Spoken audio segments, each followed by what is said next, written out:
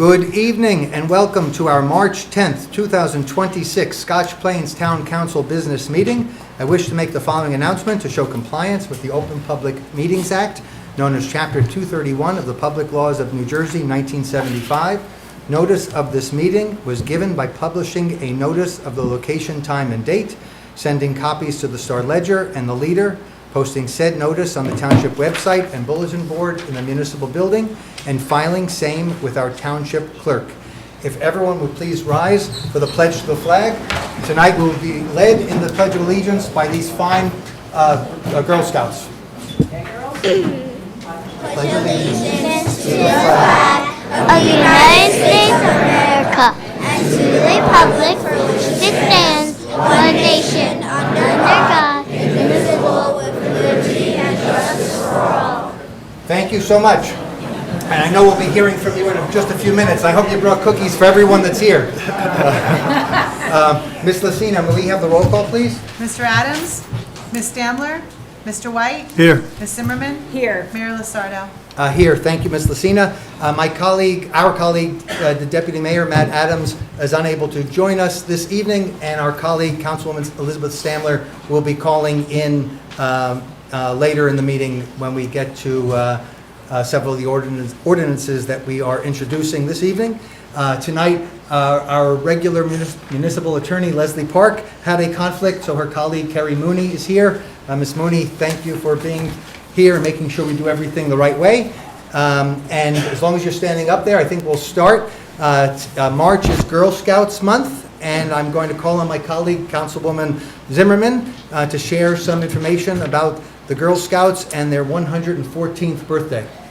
It's always one of my favorites when it's Girl Scout Month, and to see all of you. I led 2 Girl Scout troops through over the years, worked very closely with Julie during that time, so it's always great to see our community is still thriving with Girl Scouts. Whereas March 12th, 1912, Girl Scouts of the United States of America was founded with a mission to build girls of courage, confidence, and character who make the world a better place.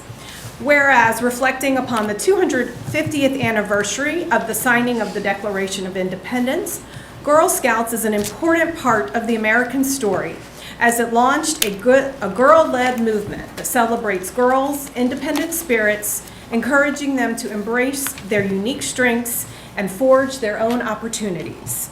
Whereas Girl Scouts at its core embodies a commitment to community through service and civic engagement, and Girl Scouts are active across the country every day, showing up to serve, lead, and make a difference in their communities. Whereas Gold Award Girl Scouts are trailblazers who collectively dedicate hundreds of thousands of hours and tackle the most pressing challenges facing their communities and beyond with measurable, long-lasting, and far-reaching results. Whereas 2026 marks the 100th World Thinking Day, an annual celebration hosted by World Association of Girl Scouts and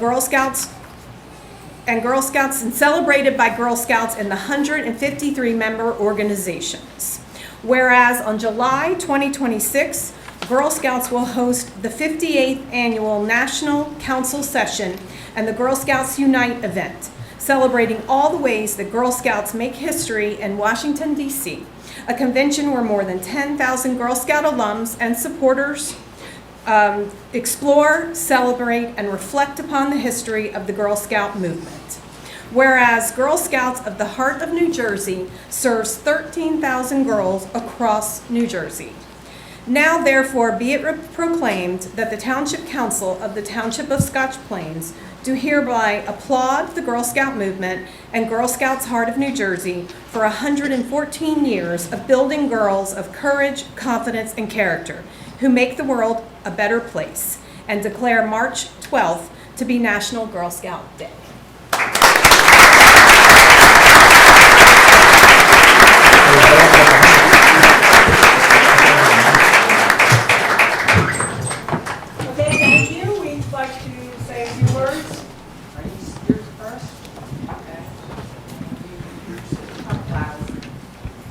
I can start?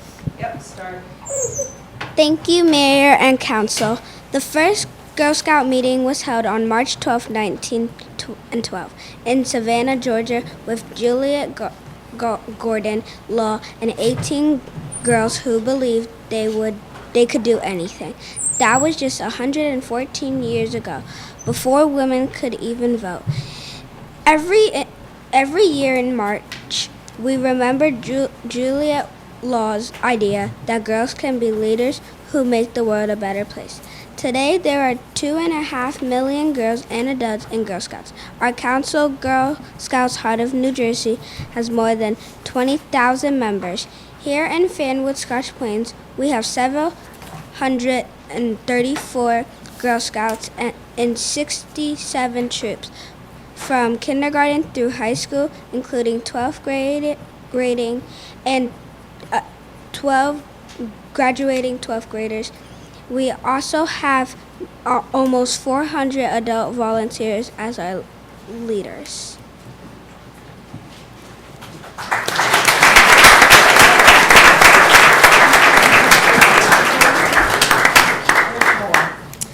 If we told you about all of our service projects, we would be here all night. Here are just a few. Packaging and serving at several local food pantries, making care bags for children in the hospital and for veterans, helping at the Scotch Plains Rescue Squad pancake breakfast, hosting snacks and games for the senior citizens at IHM and Miravi, hosting 5 different activities during MLK Day of Service, and many more, helping all kinds of people, schools, pets, nature, and more. We would also like to thank our neighbors for ordering almost 31,000 boxes of Girl Scout cookies, including many to be donated to our military troops. We have some cookies for you tonight. We can also visit our cookie booths around town until April 12th, including Nettingham Middle School, Darby Road, Bagel Cafe, and more places.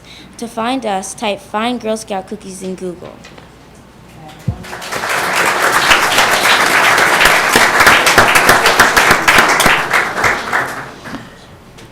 Thank you for the proclamation. We'll keep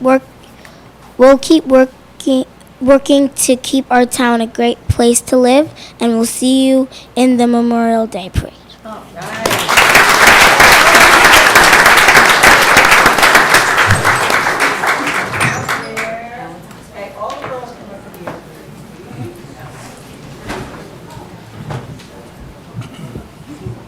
You can come right here.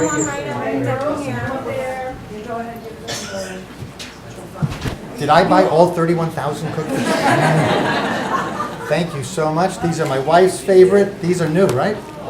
These are the Rocky Road ones. Anyone have the Samoas? No? All right, then everybody out. Wait, come back. I'm just kidding. Julie, come on in. We can give you that. All right. Thank you so much for the cookies and for coming tonight, everybody. Okay, everybody look here. I know parents want to take pictures too, but we gotta get this for the paper. Good. Any parents want to take a shot?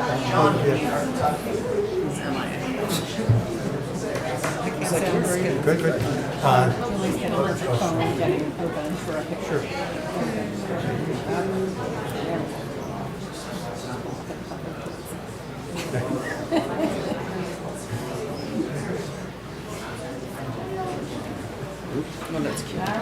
All right, thank you so much.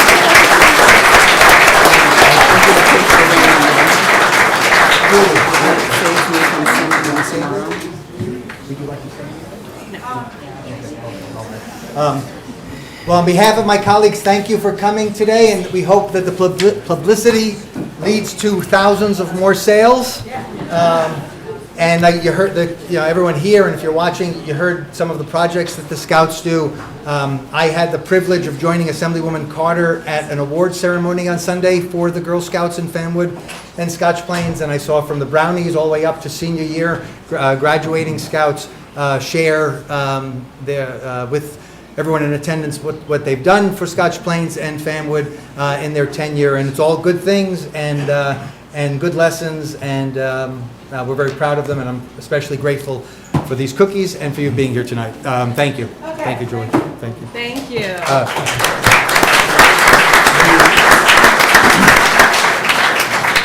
I should have said at the outset, we have a few presentations tonight, but the next one's going to be quick because the person being honored was unable to be here tonight because she's being honored somewhere else. This is to bring recognition to a Scotch Plains resident, Kerry Sheridan Ritchie, who was named Grand Marshal of the 2026 Union County St. Patrick's Day Parade. Kerry has given of herself and volunteered for many, many years.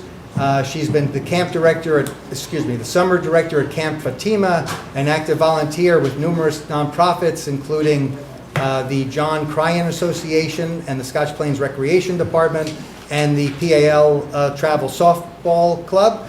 We wanted, since the Grand Marshal is one of our own, we wanted to bring some special recognition to Kerry. But there's a party tonight related to St. Patrick's Day, so she wasn't able to join us. We congratulate Kerry, and we put this in our e-messenger last week so that the town would be aware of the parade, and we hope that you'll participate.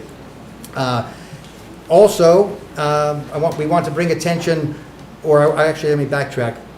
Dr. Jackie Jackson asked us to bring attention to MS Awareness Week.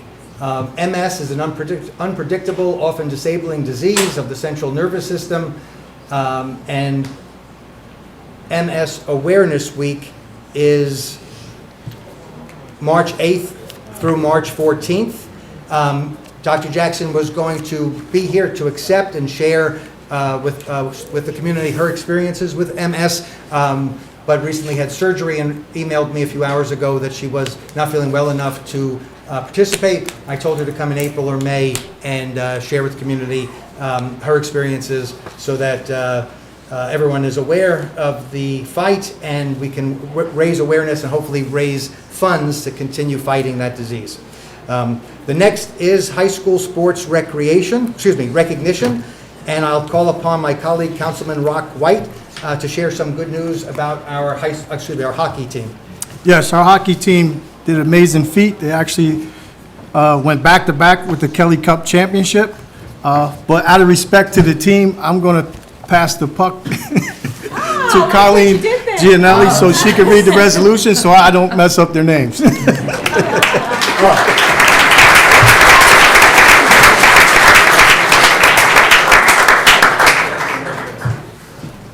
Mayor, Kerry Ritchie's husband and son are in the audience. Oh. I know that you didn't know that they are part of the hockey community. Then please, why is Kerry not here? Her son Kyle is here, Well, and her congratulations to Kerry and your family, and I'm sorry I didn't know that. Thank you, former Councilwoman Gianella. Thank Listen, you very I'm here much. to help, Thank you. okay? Right. Thank you, Councilman. And thank you, Mayor and Council. Whereas the Scotch Plains Fanwood boys varsity ice hockey team completed a historic 2025-2026 season, achieving the program's first 20-plus win campaign and finishing with a record of 21-3-1. And whereas the team successfully defended its championship title by winning the Kelly Cup for a consecutive year, marking back-to-back championships and elevating the program to the top-tier McMinnis Conference for future competition. And whereas the championship victory included a decisive 6-1 win over the Frisch School with outstanding performances, including a hat trick by Nick Movsesian, Liam Boniface, and Lorenzo Tictonegro, exemplifying teamwork and athletic excellence. And whereas Lorenzo Tictonegro established a new school record with 1,646 career saves, demonstrating exceptional skill, dedication, and perseverance as a goaltender. And whereas Nick Movsesian achieved the unprecedented milestone of surpassing 100 career points, including his high school career, with 64 goals, 44 assists, and 108 points, and setting a new standard for individual performance in the program. And whereas Lorenzo Titanegro and Charlie Sacchetti were recognized as Player of the Month by the New Jersey Devils, reflecting their exceptional contributions and performance throughout the season. And whereas additional honors included first team All Kelly Conference selections for Lorenzo Titanegro and Nick Movsesian, a second team selection for Charlie Sacchetti, and honorable mentions for Jacob Shivatoski and Liam Boniface, highlighting the depth of talent and commitment within the team. And whereas the 2025-26 Scotch Plains Fanwood High School varsity ice hockey team was comprised of the following athletes: Sammy Nocera, you can stand up while I say your name. Sammy Nocera, stay standing.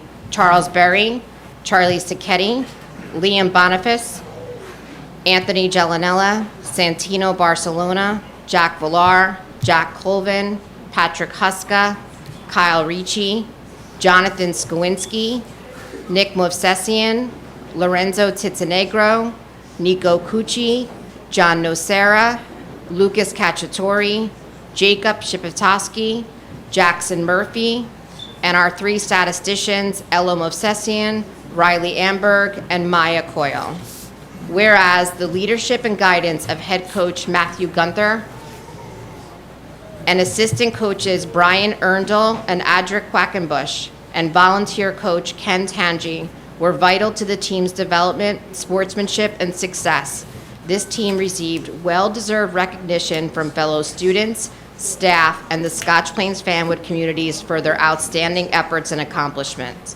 Now, therefore, be it resolved that the Town Council of Scotch Plains recognizes and congratulates the 2025-26 boys varsity ice hockey team and their coaches for their outstanding achievements and wishes them continued success in all future endeavors.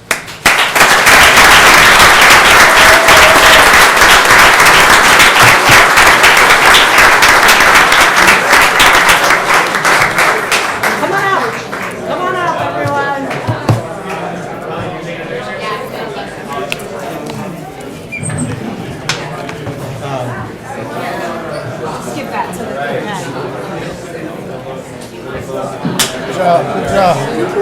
Thank you very much.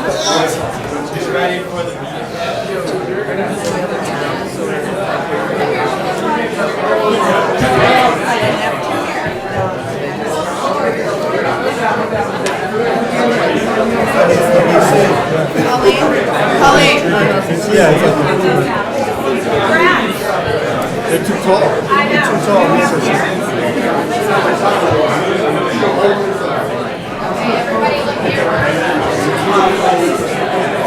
That was a good idea. Everybody here?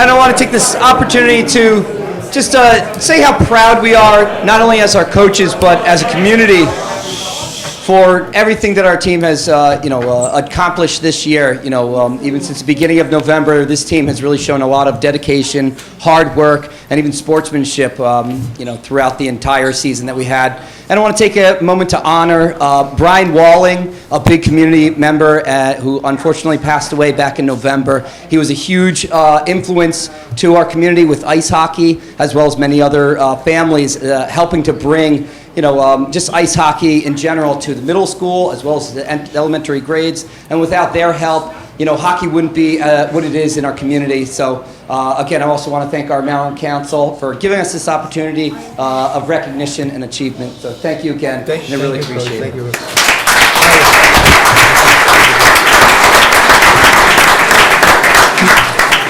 My son was at one of the last games, and he shared, when he came home, he shared with me how exciting it was, how good they are.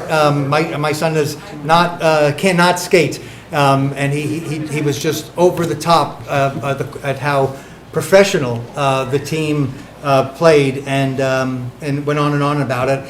And in preparing for the recognition tonight, I also learned this. The team has also used its influence for good, organizing and participating in charity games. In December, their partnership with Cranford High School hockey led to a better holiday for local teens. And in February, their partnership with MKA led to over $1,900 in donations to the American Cancer Society.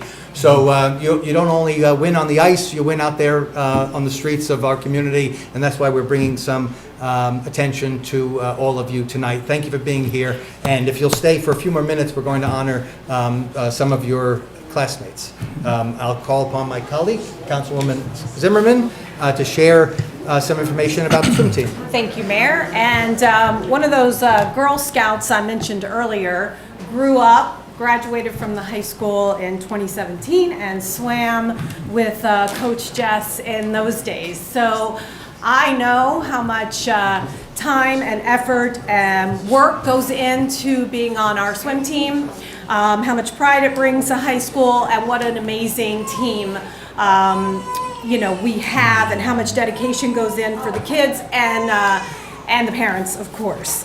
So whereas the Scotch Plains Fanwood High School 2025-26 varsity boys swim team had a remarkable season. The team finished with a record of 10-2 and a perfect 8-0 record in our conference. And whereas the boys varsity swim team performed at a high level during the season.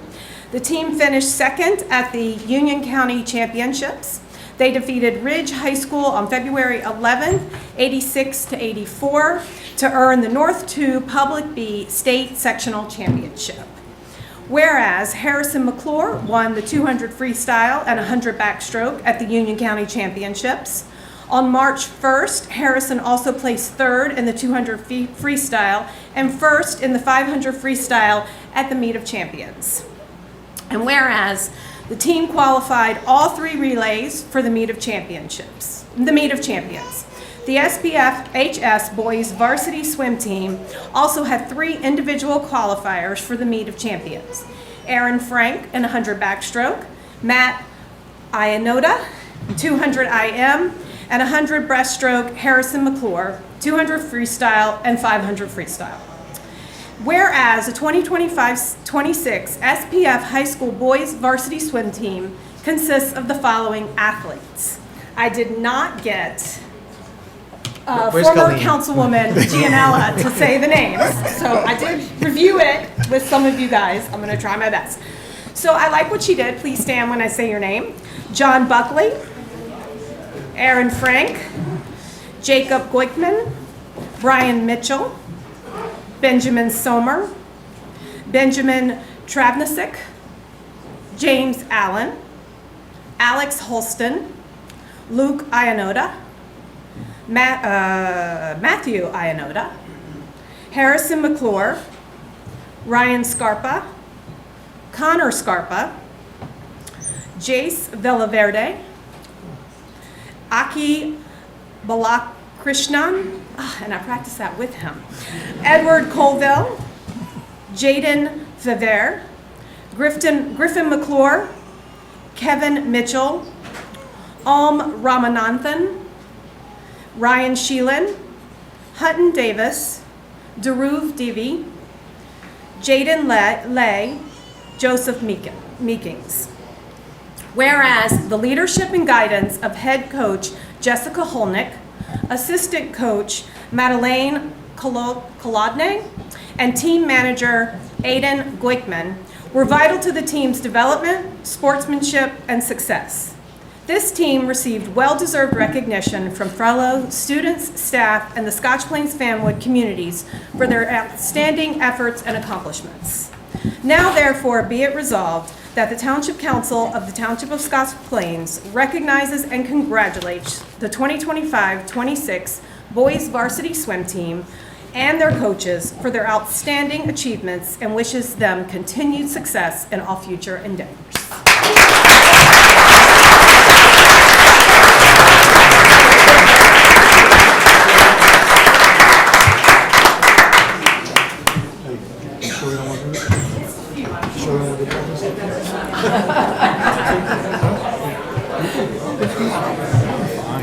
No, I'm fine, I don't want to do it. Oh, these are the two that's here. You have Mary Ann and Barbara.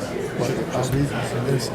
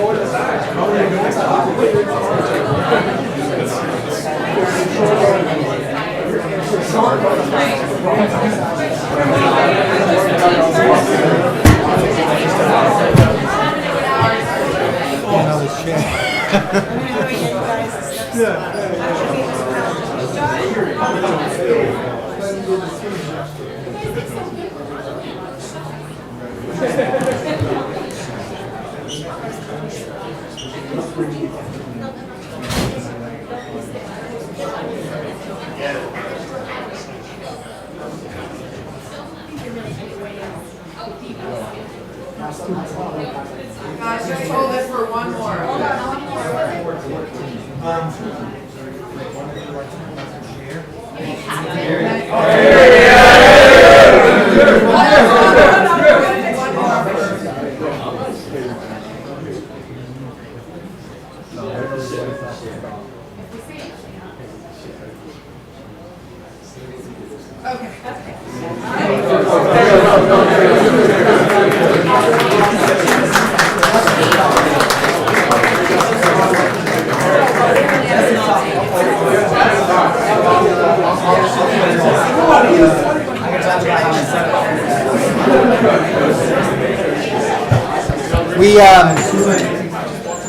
As the father of a daughter who was a Scotch Plains Raider on the soccer field, and as a son who's on the Scotch Plains baseball team now in high school, there are some teams you play from time to time that those games take on a little bit of a special meaning.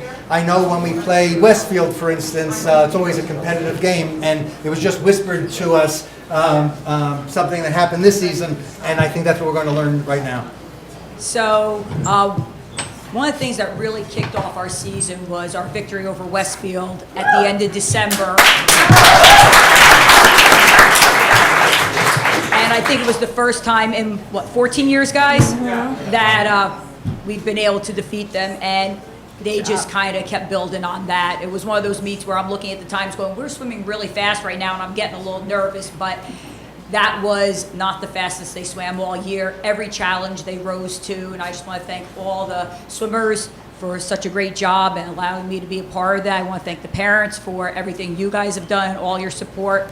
And just a quick thank you to our swimming community, because from the time these guys are 3 and do swim lessons and have their first crack at swim team and their summer swim clubs, and then go on to swim for the local Ys, the JCC, or the swim clubs, by the time they get up here, they know how to compete, they know how to train, they have such a high skill level, and I'm just really proud to be a part of it. Thank you, everyone. Thank you, Coach.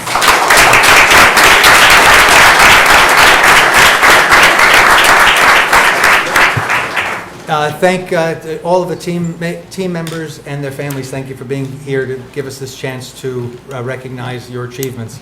Our final presentation is about World Parkinson's Day, and I'll call upon my colleague, Councilman White, to share information about that. Thank you. Proclamation designating April 11th, 2026 as World Parkinson's Day. Whereas Parkinson's disease is caused by a combination of genetic and environmental factors and manifests in motor challenges such as tremors, rigidity, and slowness of movement. as well as non-motor symptoms, including depression, sleep disorders, cognitive decline, and difficulty swallowing. There is no cure, and whereas Parkinson's disease affects more than 1 million Americans and is the second most common neurodegenerative condition in the United States. And whereas Parkinson's disease costs the United States more than $58 billion annually, with nearly half borne by the federal government and the remainder by American families.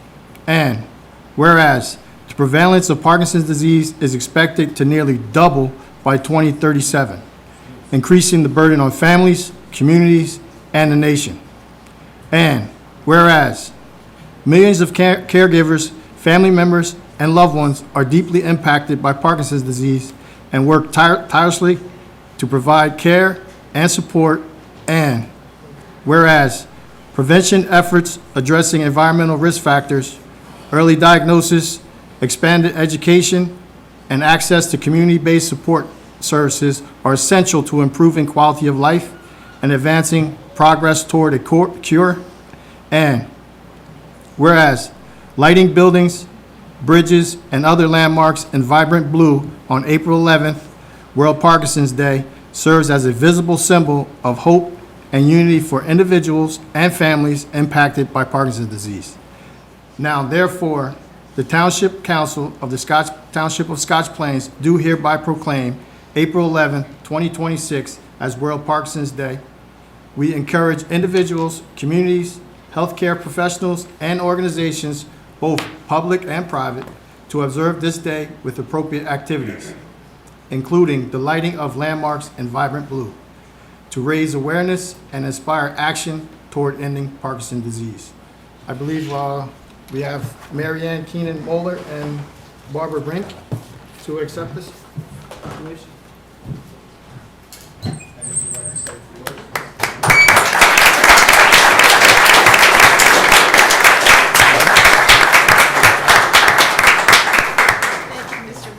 Council members, I want to thank you on behalf of the Westfield Parkinson Support Group. We're a group of about 150 members. They don't all show up at once, but we are proud to be part of the PD Avengers, and this is a Canadian group that is now worldwide, and their Spark the Night campaign, lighting campaign, is what Councilman White was talking about in lighting up the blue in its buildings, its bridges, and monuments worldwide. And this is the third year that they are doing this, and it's just spreading. And we are very happy that Westfield and Fanwood town municipal buildings will be lit up, and we hope that. I believe, yeah, we, I don't think I wrote that I don't think I followed up in the email, but we will. We're very grateful for that, and so we want to thank you on behalf of the groups. Excellent. May we take a picture together too? To help share the story. We can cover it, yeah. Sometimes You're not at Steve.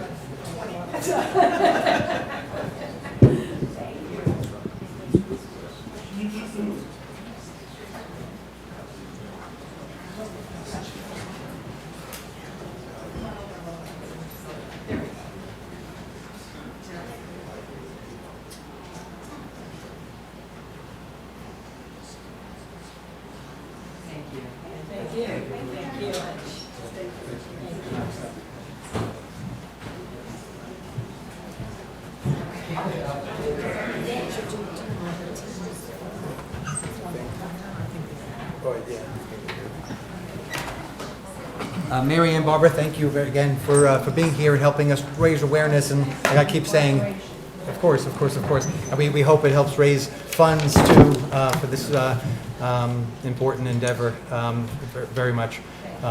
Thank you both. We'll know. We will. Wrote it down. The next part of our meeting is administering the oath of office for some promotions in our fire department. I will call upon our Chief of the Fire Department, John Lestarczyk. Chief, the mic is yours. Thank you, Mayor, Council, and Manager. Whenever we get to put this uniform on, there's not a cover on our badges. We're proud to wear it. It's usually a very sad occasion when we have a cover on our badge, so it's nice to crack it out and wear it and not have that.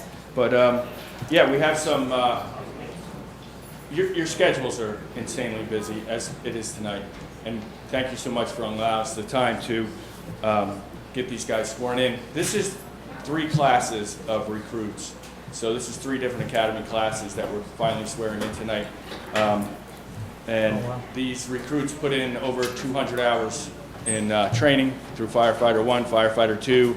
It's like 20 weeks while responding to calls, while making their drills and participating as a firefighter here. Huge commitment. We're very proud. I'm going to call up 8 of them right now, and we'll swear them in, and then we'll move on to Sure. Okay. Captain and the deputy. But Jackson Crawford, Nicholas Haskell, Giacomo Perez, William Sullivan, Aiden Kelly, Griffin Jones, Thomas Haverlack, and Michael Gallo, Mayor. Watch your hands.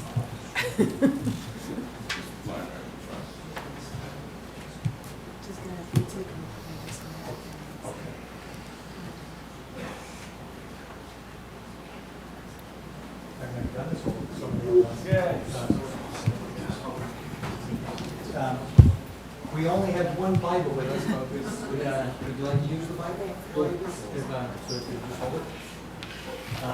If you please put the right hand up, and if you're close to the Bible, hold it with your left hand. And if you'll repeat after me, I, please state your name. Do solemnly swear. Do solemnly swear. That I will support the Constitution of the United States. That I will support the Constitution of the United States. And the Constitution of the State of New Jersey. And the Constitution of the State of New Jersey. That I will bear true faith and allegiance to the same. That I will bear true faith and allegiance to the same. And to the governments established in the United States. And to the governments established in the United States. And in this state. And in this state. Under the authority of the people. Under the authority of the people. And that I will faithfully. And that I will faithfully. Impartially. Impartially. And justly perform. And justly perform. All the duties of. All the duties of. Firefighter for the Township of Scotch Plains Fire Department. Firefighter for the Township of Scotch Plains Fire Department. According to the best of my ability. According to the best of my ability. Congratulations. Thank you so much.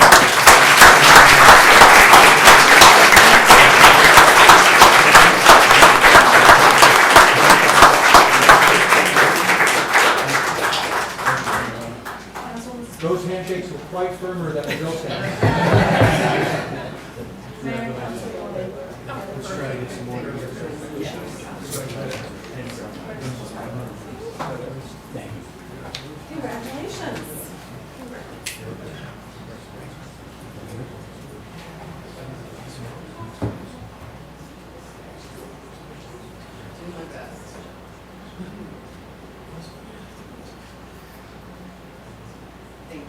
Thank you.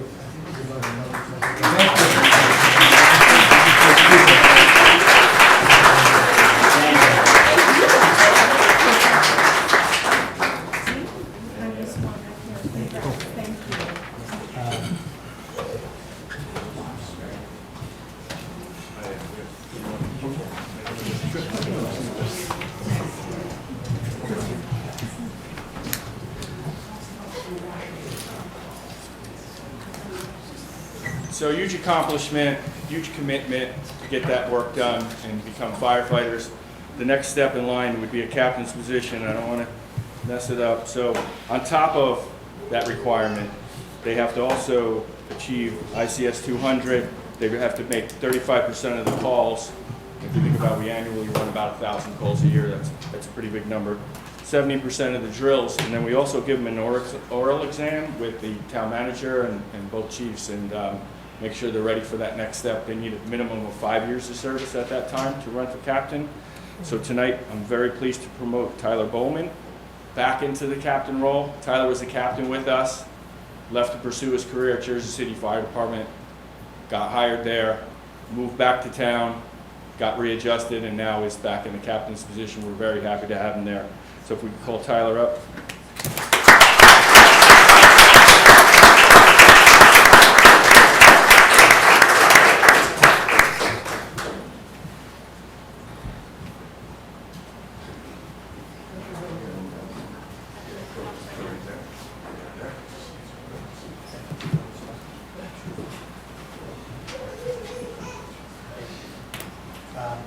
Please place your left hand on the Bible and your right hand up and repeat after me. I, please state your name. I, Tyler Bowman, Do solemnly swear do solemnly swear that I will support the Constitution of the United States that I will support the Constitution of the United States and the Constitution of the State of New Jersey, and the Constitution of New Jersey, that I will bear true faith and allegiance to the same that I will bear true faith and allegiance to the same, and to the governments established in the United States to governments established in the United States and in this state and in the state, under the authority of the people, under the authority of the people, and that I will faithfully, and that I will faithfully, impartially, impartially, and justly perform and justly perform all the duties of all the duties of Captain of the Township of Scotch Plains Fire Department, Captain of the Township of Scotch Plains Fire Department, according to the best of my ability. according to the best of my ability. Congratulations, Captain.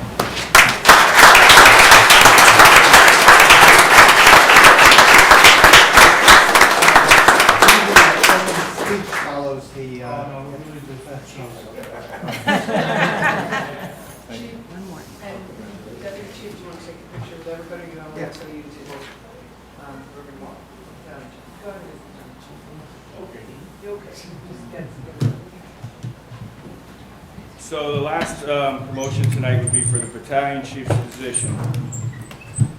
So add up firefighter 1, firefighter 2, everything that the captain's accomplished, and then add ICS 300 level, 7 years of service, 40% of the calls, 70% of the drills, and also a oral examination.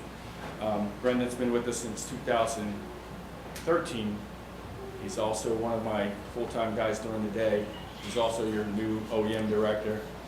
Kid's a superstar. We're so happy to have him with us, and looking forward to this year. So, Brendan, come on up.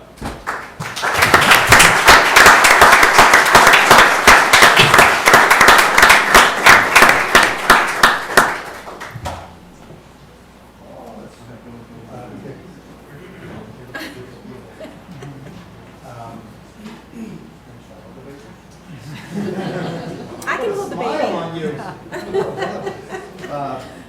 If you'll please place your left hand on your Bible and your right hand and up and repeat after me. I, please state your name. I, Brendan Canavan, Do solemnly swear do solemnly swear that I will support the Constitution of the United States that I will support the Constitution of the United States and the Constitution of the State of New Jersey, and the Constitution of the State of New Jersey, that I will bear true faith that I will bear true faith and allegiance to the same and allegiance to the same, and to the governments established in the United States and to the governments established in the United States and in this state and in this state, under the authority of the people, under the authority of the people, and that I will faithfully, and that I will faithfully, impartially, impartially, and justly perform and justly perform all the duties of all the duties of Battalion Chief of the Township of Scotch Plains Fire Department. Battalion Chief of the Township of Scotch Plains Fire Department, according to the best of my ability, so help me God. Thank you.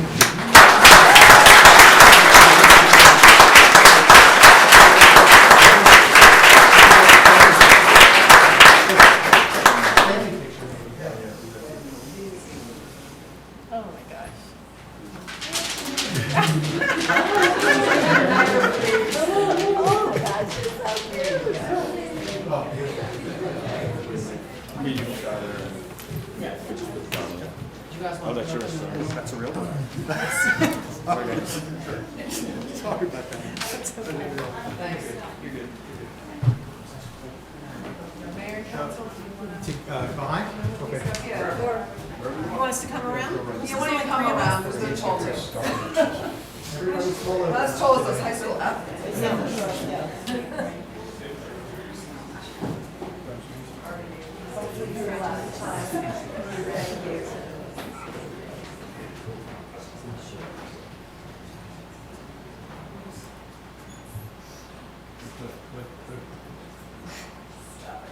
Congratulations. Thank you. Thank you.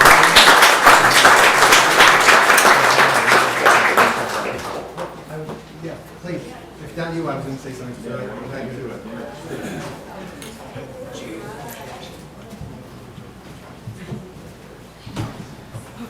I think the original crew that we administered the oath to have left. I wanted them to hear how grateful we are that they joined the department, and we know how well trained they already are, and right before them with these promotions that followed, you can see what happens with more and more experience. And we have had conversations, Chief, just how well trained the Scotch Plains Department is. It may be the best trained fire department in Union County, and we have you and the Deputy Chief to thank for that always. Thank you. Thank you. So, more exciting news. We're doing a fundraiser. It's a pickleball tournament. We're doing it at the Pickle Rage. It's March 27th. We need players. It's any level of player will fit. The facility's going to have trainers there and coaches there.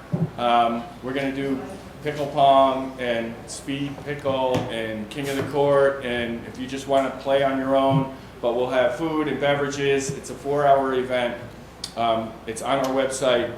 We really need players to make this thing kick off. We're struggling getting players, but it's going to be a great time. You know from our parades and our wet downs that we have a blast, and looking forward to pulling that off with your help. Excellent. We'll keep spreading awareness, and we hope many residents participate. And I know the email went out today to all of the town employees. I know we're looking forward to being there. Awesome. Thank you, Chief. Oh, so we're going to have a Beat the Mayor, too.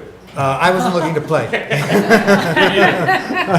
Thank you always for your support. So then whoever, Of course. No, I'm happy to. I'm a terrible player, but I'll have fun. and then they will be the Excellent, mayor excellent. if you don't play. We look forward to it. It's a forfeit. Thank you, Chief. Thank you. Saw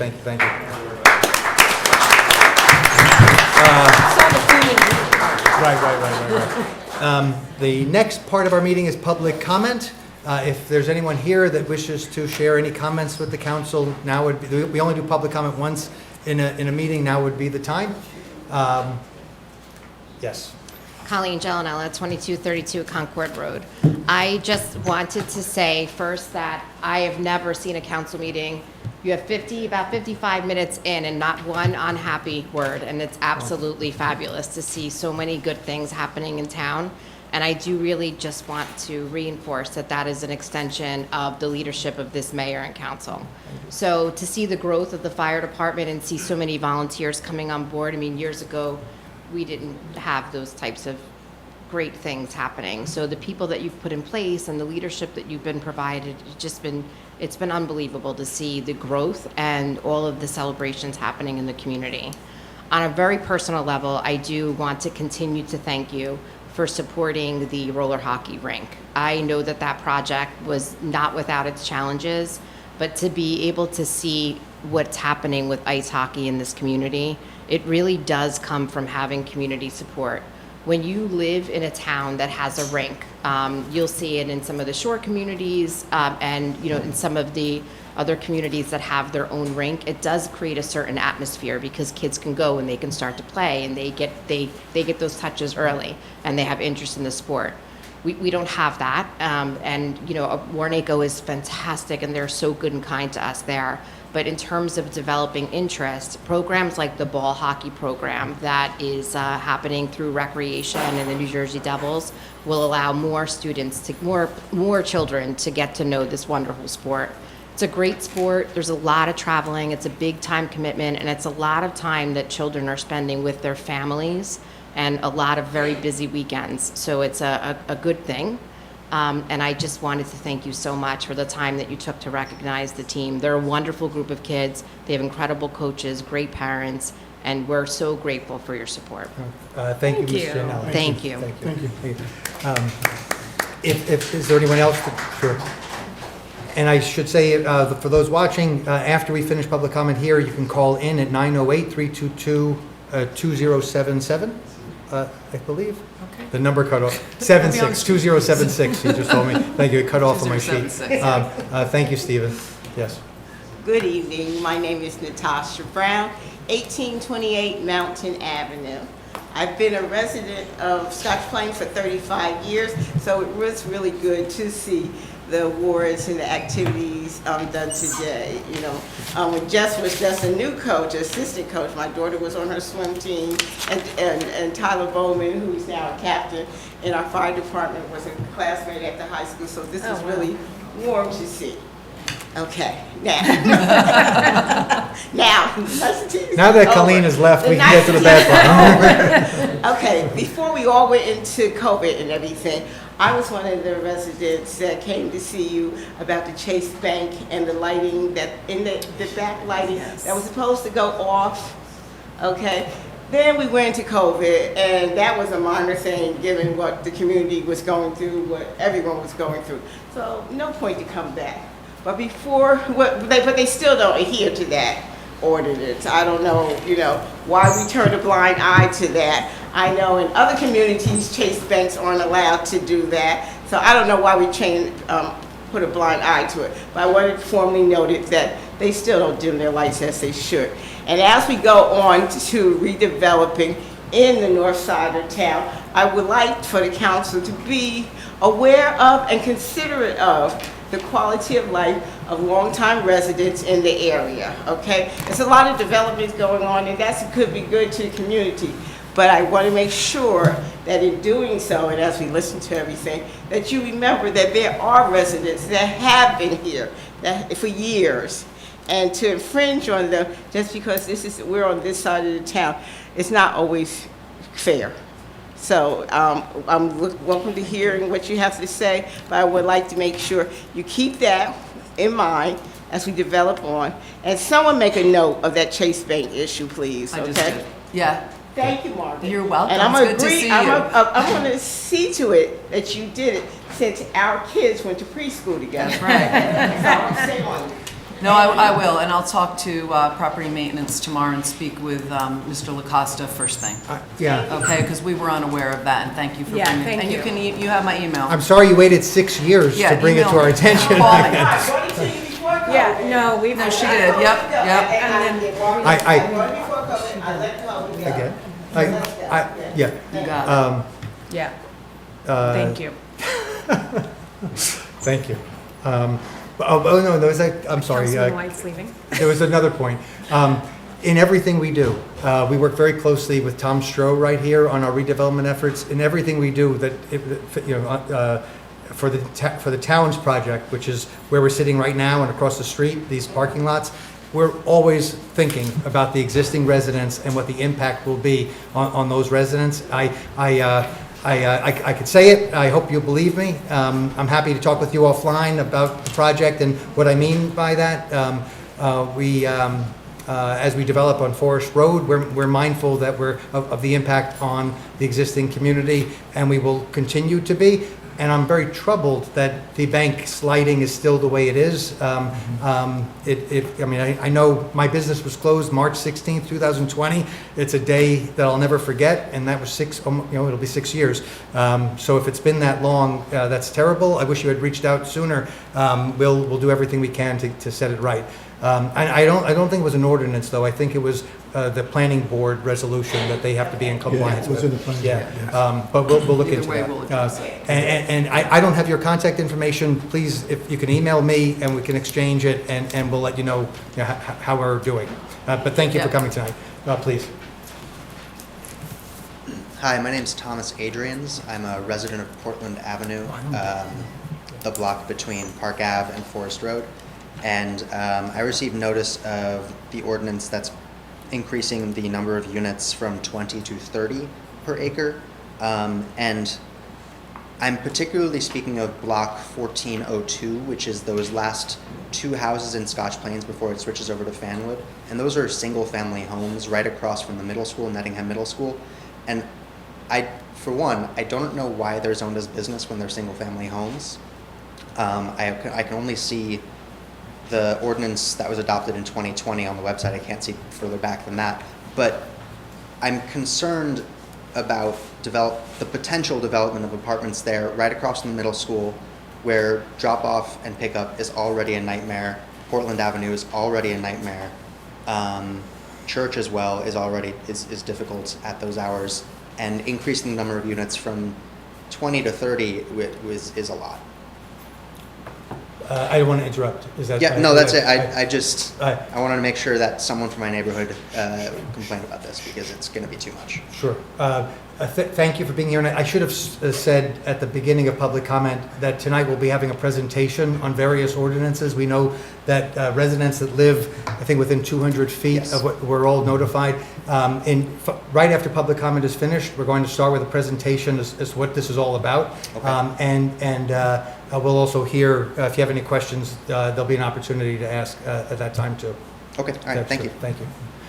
So Is you there get to stick around for that. Yeah. If you just, is there anyone else that wishes to participate in public comment tonight? Seeing none, we'll open the phone line, 908-322-2076. And there's always a little delay on our TV, so we just want to give this 30 seconds or so. See if the phone rings. I think that was me. Yeah. We'll just see if the phone rings, and then we'll move on.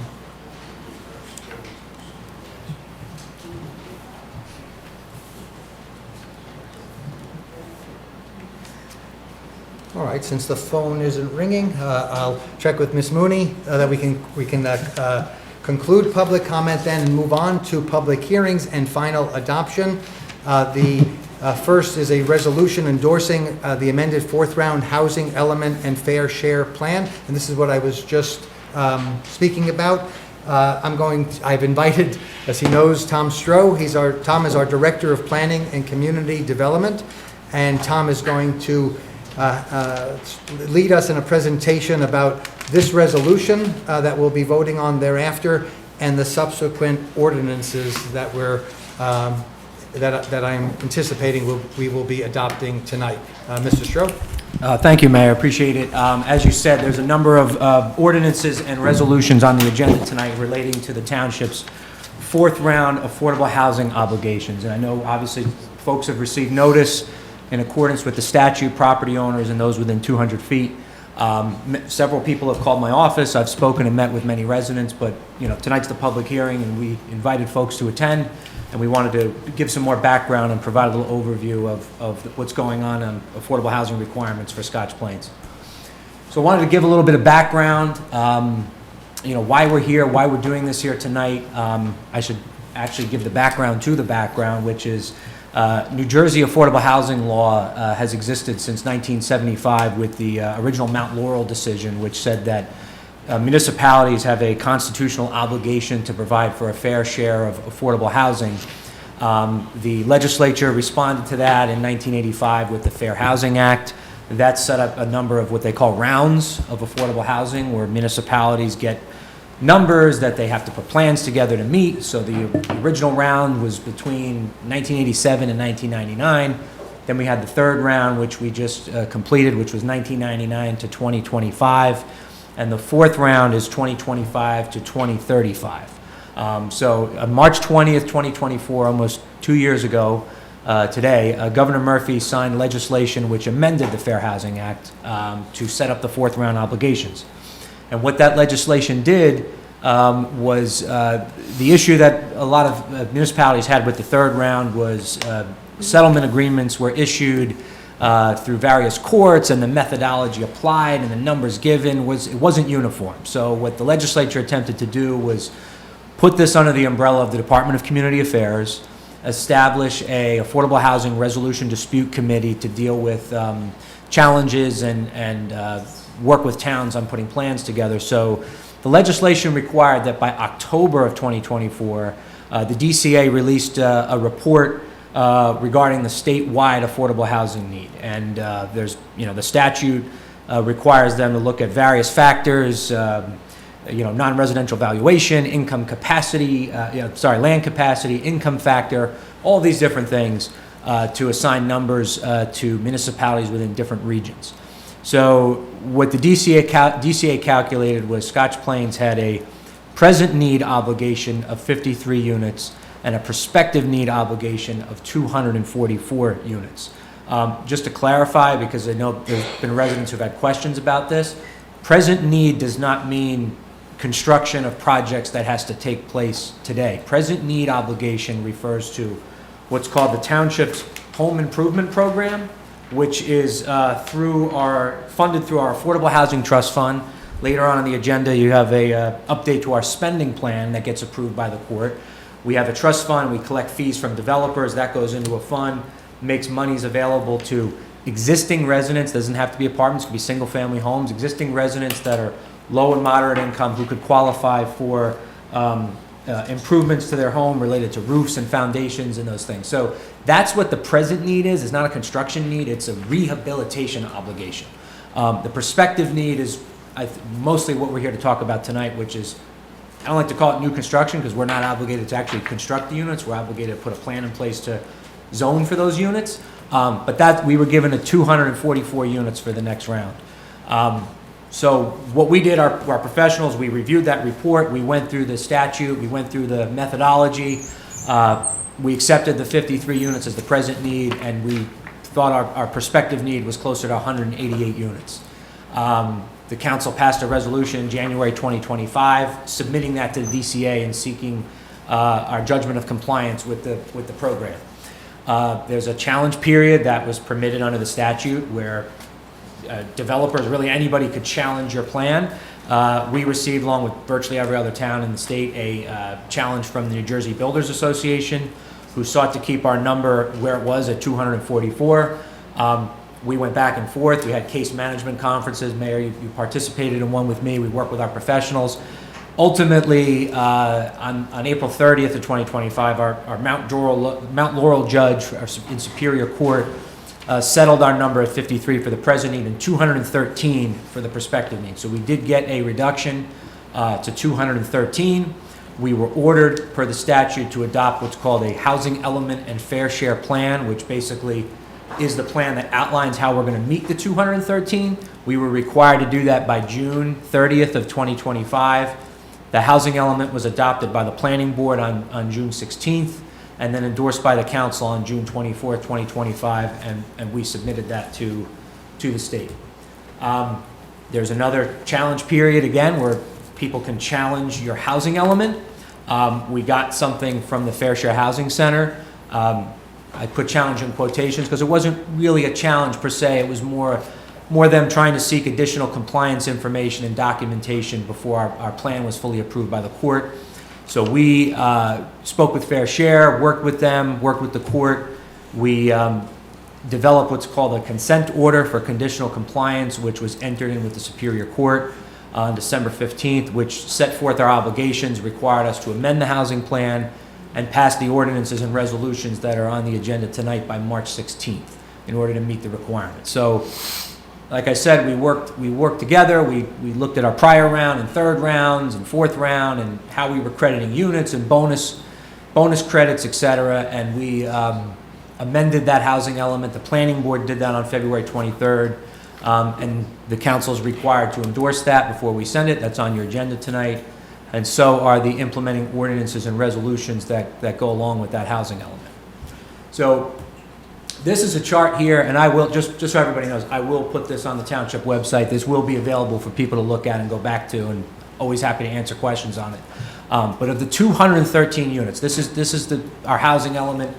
It's multiple pages, but I put it together in one slide here just so everybody understands. So the 213, we get that. We did what's called a vacant land adjustment, VLA, which basically is, okay, you gave us 213, but we're going to go through the township, see what's actually vacant, see what's actually developable, because something might not necessarily be vacant, right? There's redevelopment where somebody could take something existing and propose something new. So we determined through the statute, through the VLA, that realistically, out of the 213, we could generate 72 units. Now, we're actually going to get credit, not construct, but we're actually going to get credit for 98 units because you've got 64 units that are part of the already approved plans, our Tier 1 Phase 1 redevelopment plan. Mayor, you mentioned it before with the town's public properties. That'll generate 53 affordable units. We have a project on Forest Road, 5 units. Our Lady Fatima House, these are plans that are already approved with affordable housing set-asides. We get bonus credits. 18 bonus credits. I should say that even Fair Share Housing acknowledged that our approach to downtown redevelopment was consistent with the amended Fair Housing Act, and they actually encouraged that and said that we were on the right track there. And we get bonus credits for doing that. By focusing on the downtown existing business zones, you get credits. And then there's actually 16 units over at the Donato site on the other side of Route 22 that were deed restricted in 2004 when you do affordable housing. There's a deed restriction for about 30 years. So when those deed restrictions come up, I believe in 2034, we will have the opportunity to seek to extend those for an additional time period, which we'll get credit for. So instead of building additional units, we're looking to preserve existing affordable units that were built in prior rounds. So you take that 98, you subtract it by the 213, and you get 115 units on the unmet need. That is the focus of the majority of the ordinances on the agenda tonight. And what the unmet need basically means is we don't have a specific project, we don't have a specific developer, there's nothing specific being proposed tonight, but we have to provide these overlay zones so that these units could, have the opportunity to be constructed. It doesn't mandate anything, it doesn't require anybody to do anything, it doesn't change the underlying zoning of anything, but we need to implement these in order to address that unmet need. We do have existing affordable housing on Lake Avenue at our senior housing building. We're looking to try to preserve additional units there. The American Legion, which is in our downtown, has talked about potentially doing a 100% affordable housing project for veterans. So there's other opportunities there that we're looking at to be determined. And then our set-aside ordinance, the percent of units that a developer has to provide in a project, we're increasing that from 15% to 20% across the board so that as projects come in, we capture more affordable units than we were previously. This is just a list of everything on the agenda tonight that's related to this. The housing element endorsement that we talked about, all of the overlay zones. We have an affordable housing ordinance, which basically we already had one in place. We had to repeal and replace that with the fourth round rules. These are all governed by the Uniform Housing Affordability Controls of the state, or UHAC. I do want to make it clear too, because I think that I've also gotten this question. Affordable housing units, they're not public housing units. They're not subsidized by the town. They're not subsidized by the federal government. They're privately owned. They have deed restrictions. They have regulations on them in terms of rents. And for example, we have this project on Front Street. This is on our website. There's flyers here. This is part of our third round, so the last round. There's 9 affordable units in there that are available to low and moderate income families. And just for an example, a family of 4 on a very low side is about $41,000, and a moderate income is about $108,000. So you would have to meet within these income requirements to qualify. But they're not public housing. They're not owned by the town. They're not run by the town. They're still run by private developments, but they have specific regulations. We're amending our spending plan. We're amending our marketing plans. All of the home improvement program I mentioned before. We have to update all of this for the fourth round rules so that the affordable housing units are being rented and proposed in accordance with the statute. This is a summary of each of the overlay zone ordinances that are on the agenda tonight. The downtown affordable housing zone ordinances, Tier 1, 2, and 3, which is the majority of the obligation. These ordinances were already in place in 2020. We put them together in our third round. As I said, we haven't added any properties. We haven't removed any properties. It's the same list that existed in the past. These properties are majority. They're Zone B1, B2. They've been that way for several years. I asked Mr. LaCosta earlier today. He said forever. So I know there was some question before about when it became a business zone. It was well before our time. And again, we're not introducing any new uses here. You can already build apartments today. You can already build townhomes today in this area. You can already build mixed-use developments. The density is increasing because we have a higher affordable housing obligation, so we have to increase that to meet that number.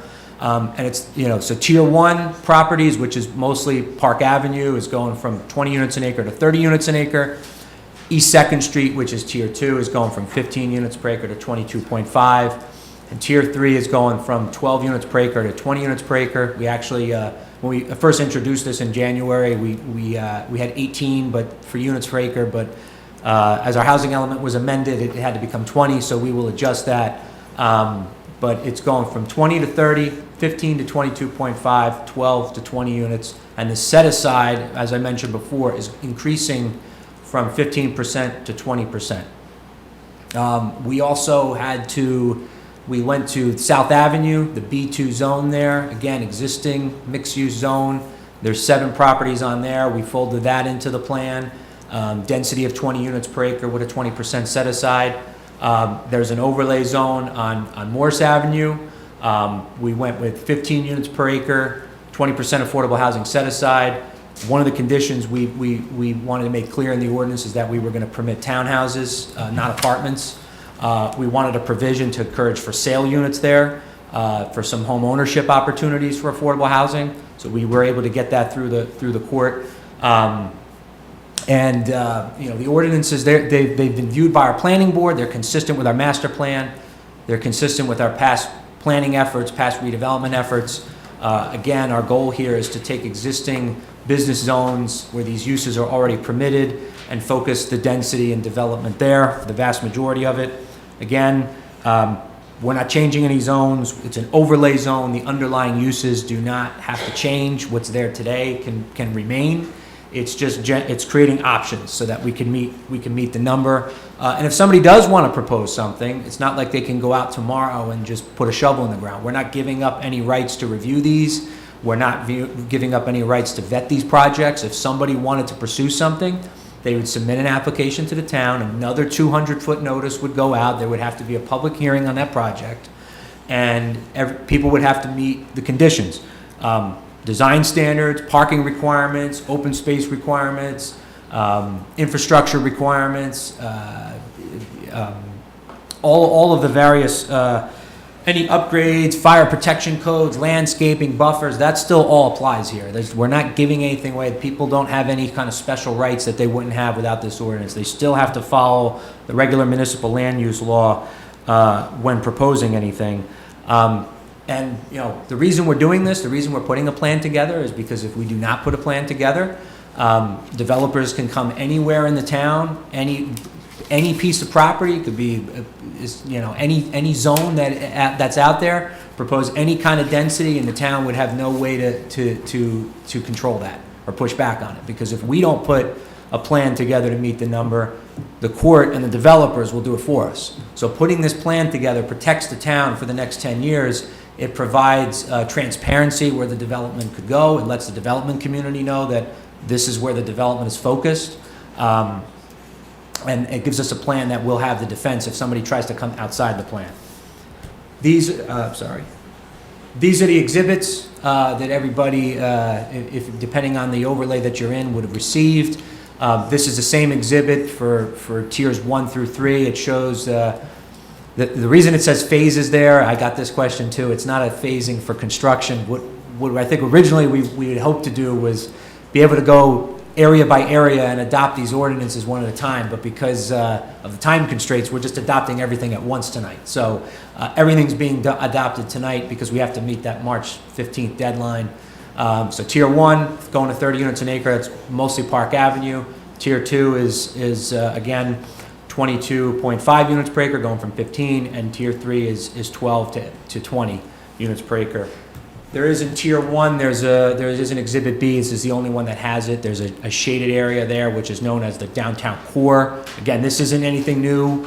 All the building heights and everything that's in here is already in place, but there is a core area where the development could be potentially a little bit more intense. That's mostly our public property, so we control most of that, but we do provide for a core. These are the properties, 7 properties on South Avenue that are included. Again, they're B2 zone already. They already permit mixed-use development. It's just an overlay. We're not changing the underlying zoning. This is not a rezoning. We're not rezoning anything. We're just providing an overlay zone. And then this area here in yellow would be the property on Morse Avenue that we're talking about for the overlay zone. So the next steps after the council hopefully adopts these and amends our housing element is before March 16th, I will work with our professionals. We will file everything with the Superior Court by the deadline. By April 15th, we are supposed to put together a consent order for our final compliance. Remember, we have conditional. We have to meet these conditions. If we don't, we lose immunity, so we want to report to the court that we've met all the conditions that they're requiring. We get that final compliance certification, which protects the town until 2035, until the fifth round. And I want to also mention that the town's plan is, it's not like we adopt this tonight and it sits on a shelf somewhere. There's ongoing reporting requirements. There's ongoing status reports that we have to give to the court. Every February 15th, we have to provide the court with a detailed accounting of our spending plan, how we've spent the money, how many units we've rehabbed, how much affordability assistance we've given out through that fund. We have to report on projects, what's been proposed, what's under construction. And then we have in 2030, we have a midpoint review that we have to put together where the court gets to check in and see how things went in the last 5 years. So again, this puts a plan together. We're meeting our consent order. We're required to do it as per the court and as per the state statute, amended Fair Housing Act. And so I'm happy to answer any questions from the council. Happy to answer any questions from the community on these specific ordinances during the public hearing. Yeah. Thank you, Mr. Stroh. And I'll start with that. Do either of my colleagues have any questions at this time? I don't at this time. I'd like the community to have an opportunity. Yeah. And then everyone's been waiting, so I don't want to, I'm going to throw it to them first. I just have a question for our clerk first. Should we adopt the resolution, then do a public hearing on ordinance number one? Yep, Okay. proceed as- All right. So we'll move on the resolution, and then we'll open up the questions with the ordinance number one when we open the public hearing. So it'll be done by, questions to be asked by after each ordinance, or? They could be, but I think all of them could be hit in the first one. Hit in the first Yeah. one. Okay. I move to introduce and approve Resolution 2026-65, endorsing the amended fourth round housing element and fair share plan. Ma'am, before we take that vote, I question for our manager. Do we need a Councilwoman Stamler? No, okay, good. All right, thank you. Ms. Lucina? Mr. White? Yes. Ms. Zimmerman? Yes. Mayor Lusardo? Yes, thank you, Ms. Lucina. And the first ordinance is 2026-1. Ms. Lucina, if you'd please read that by title. An ordinance amending Chapter 23 entitled Zoning, replacing subsection 10.3 entitled Downtown Affordable Housing Overlay Zone Tier 1 in its entirety, with an updated subsection 10.3 entitled Downtown Affordable Housing Overlay Zone Tier 1, in accordance with the adopted fourth round housing plan element and fair share plan of the Township of Scotch Plains. I move that the public hearing on ordinance 2026-1 be open. Second. All in favor? Aye. All right. Thank you for giving us a chance to do that administrative stuff that the state requires. Now we want to open the floor to anyone here that has questions related to Mr. Stroh's presentation. If there are any, I would invite you to come to the mic and just state your name and address for the record and pose any question. There was a question during public comment, for instance. Maybe we could address that at this time. We're happy to entertain all the questions during this public hearing, but we have to do these one at a time, and so if you're staying, there'll be plenty of opportunity to ask questions. Please. I'm third generation Scotch Plains. If you would, just for our record, your name and address. Richard Checchio, 1909 Portland Avenue, Scotch Plains. Thank you, Mr. Checchio. I'm 62 years old. I was born in the house I live in. Towards the end of one of the sections that you have zoned, I happen to live next door to it. From my house to the property line is 5 feet. Like my neighbor talked about before, Portland Avenue, Madison Avenue, and Church Street does not allow the children to be dropped off, only Portland. And around 8 o'clock in the morning, it's very bad. It's almost to the point where eventually someone probably is going to get hurt. It's very, very busy traffic. And there's 2 houses that are on Park Avenue that fall into this zone. And our neighbors are concerned about it. We have a water table issue once in a while. We're concerned about the value of our houses, and Just concerned about this. We really don't, we understand the need, and I know you guys are pressured to do it, but this particular end of the zone, it's really residential area, you know? And it would just be, if someone was to put up, say, 4 units, it would be standing there in my backyard, you know, very close. So this was part of my concern about this. You know, my neighbors, 3 of my neighbors, we lived there since we were kids. So a lot of us stay there. We've been staying there, and we want to stay there. We feel that it would turn the tide on the neighborhood. So that's all I have to say. I thank you for coming and sharing that with us, and thank you for being a resident for so many years in the same home. I'll throw it to Mr. Strode to address, but I'll say at the outset, what we're doing doesn't mean it's going to be built, right? Yeah, I realize that. And I'm happy to hear that there will be another meeting if something was proposed. Exactly. I'm happy to hear that. Exactly, and so that we would have an opportunity to address issues such as what you're raising. Okay. But Mr. Stroh, if you want to jump in. Yeah, no, again, there's no project that we're voting on or approving tonight. Yeah. And I think, as we said, this overlay zone was in place for the last several years. We're repealing and replacing that. The density is going up. But again, it's not... It happens to fall right on the end. No, I understand. And it's the most narrow. If you look at some of the properties are very deep. This is the most narrow. I understand, and I think a property owner would have to take a look at whether it makes sense or any economic sense for them to pursue a project under this ordinance. I mean, no one has contacted my office about any project.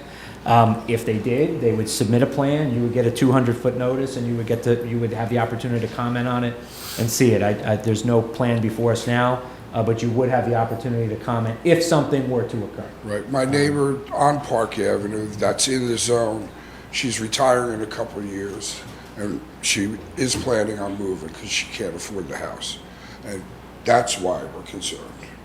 Gotcha. Because it will come out to be, you know.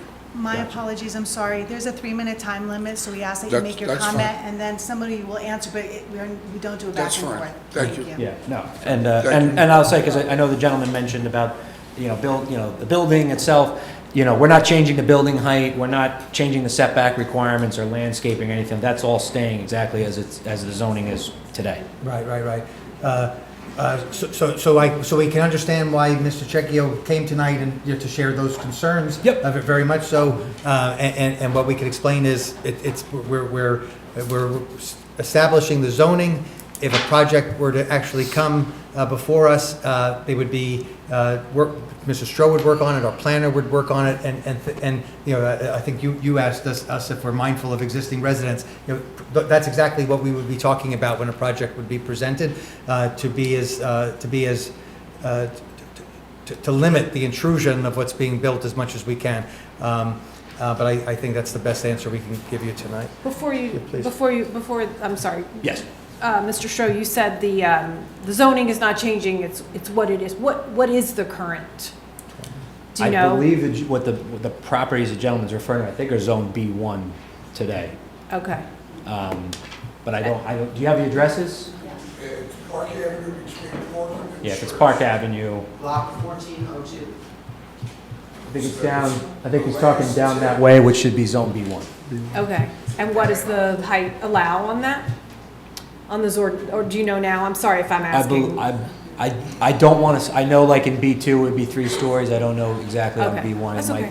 It might also be, but again, that's what's permitted now. We're not changing the height.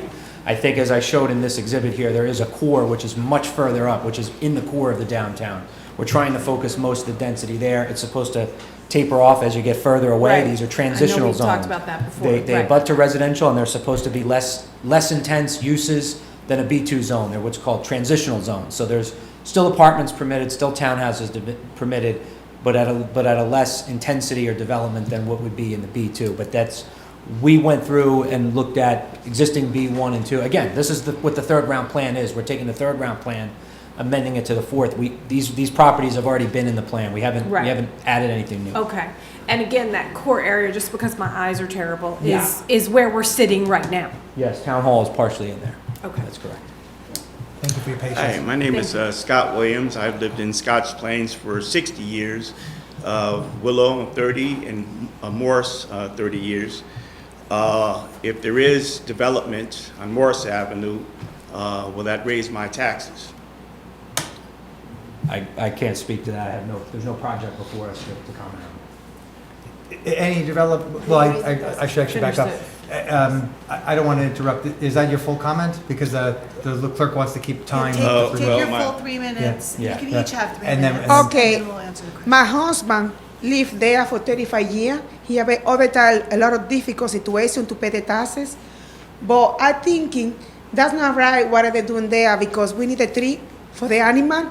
We need a tree for clean the air. They're smoking a lot. I have asthma 2 years ago. I had to close the window all the time because, thank you God, I closed the window because I can get the smoking all the time. And also we need that because we need the tree. The people, they didn't realize we take care of the house for the deer, for every animal. We need a tree. And also, in Rarita Road, they're doing building. In Road 22, they're doing building. They're doing building all over the place. They don't do houses for Scotland people. They're doing houses for the people come from New York, California, like that. They're only thinking about bonus, money. Everything is about money. My husband 5 years ago for cancer. We sacrificed my family to pay bill.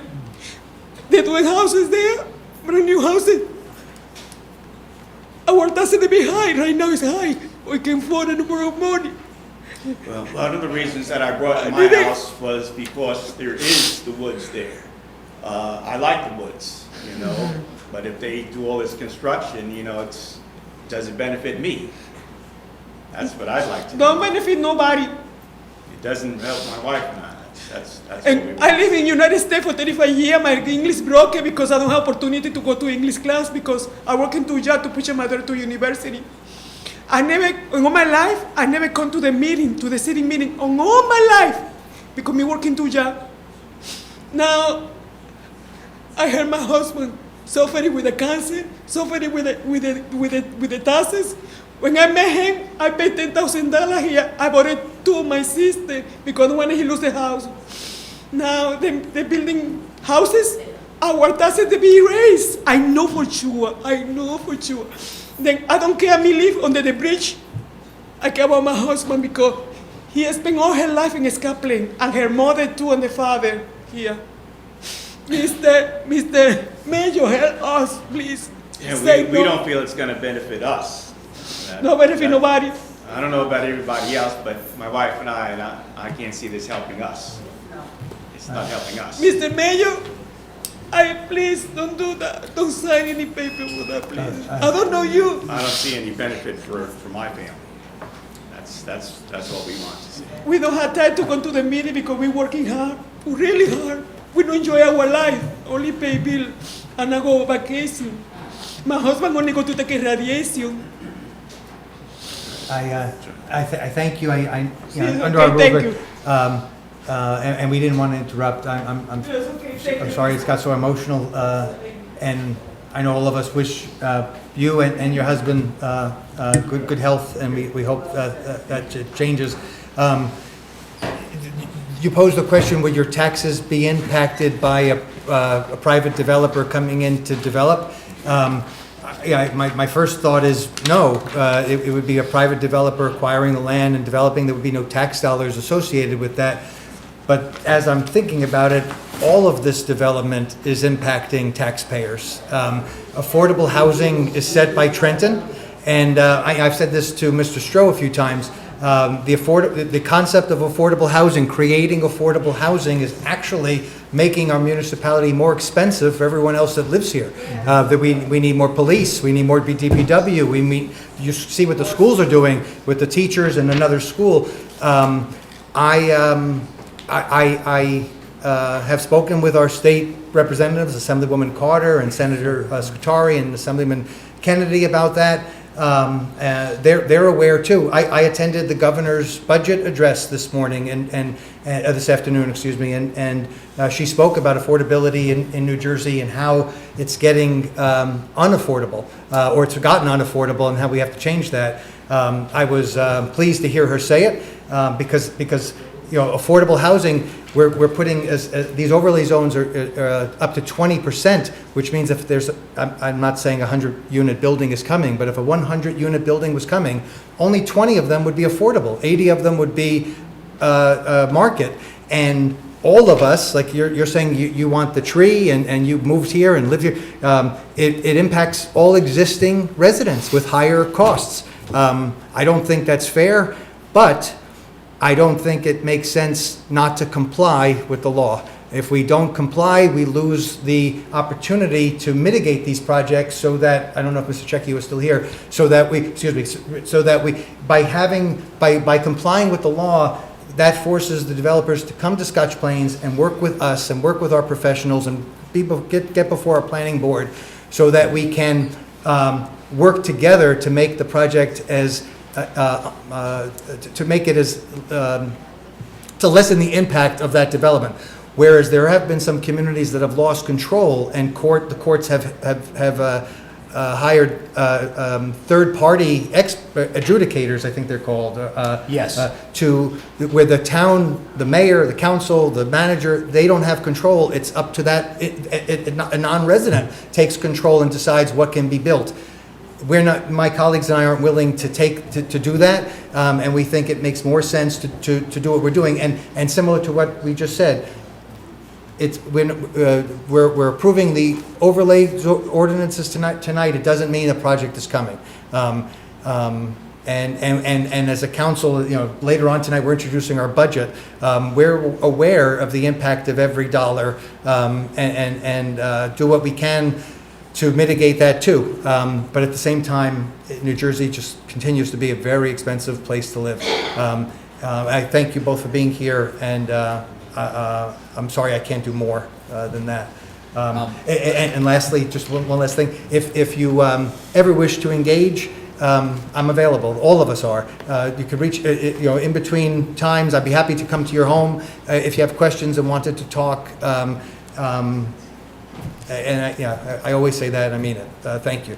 Did Mr. Stroh want to add something? I just wanted to add, recognizing what these folks said, we did keep Morris Avenue the lowest density out of all of this.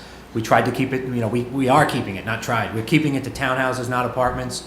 We're trying to put the overlay zone in place that's more appropriate for that area as opposed to the downtown. So we did take all of that into consideration to try to make that overlay as close to the character of that neighborhood as we could. As you said, Mayor, if we didn't adopt it, somebody could come on Morris Avenue and propose 50 units an acre. We're limiting that to 15 units an acre, but if we didn't comply with that, we would be assigned potentially something much, much higher that we would have, there wouldn't be a public hearing to talk about it. It would just be there would be a public hearing, but it would basically be a rubber stamp. So this gives us control. Thank you.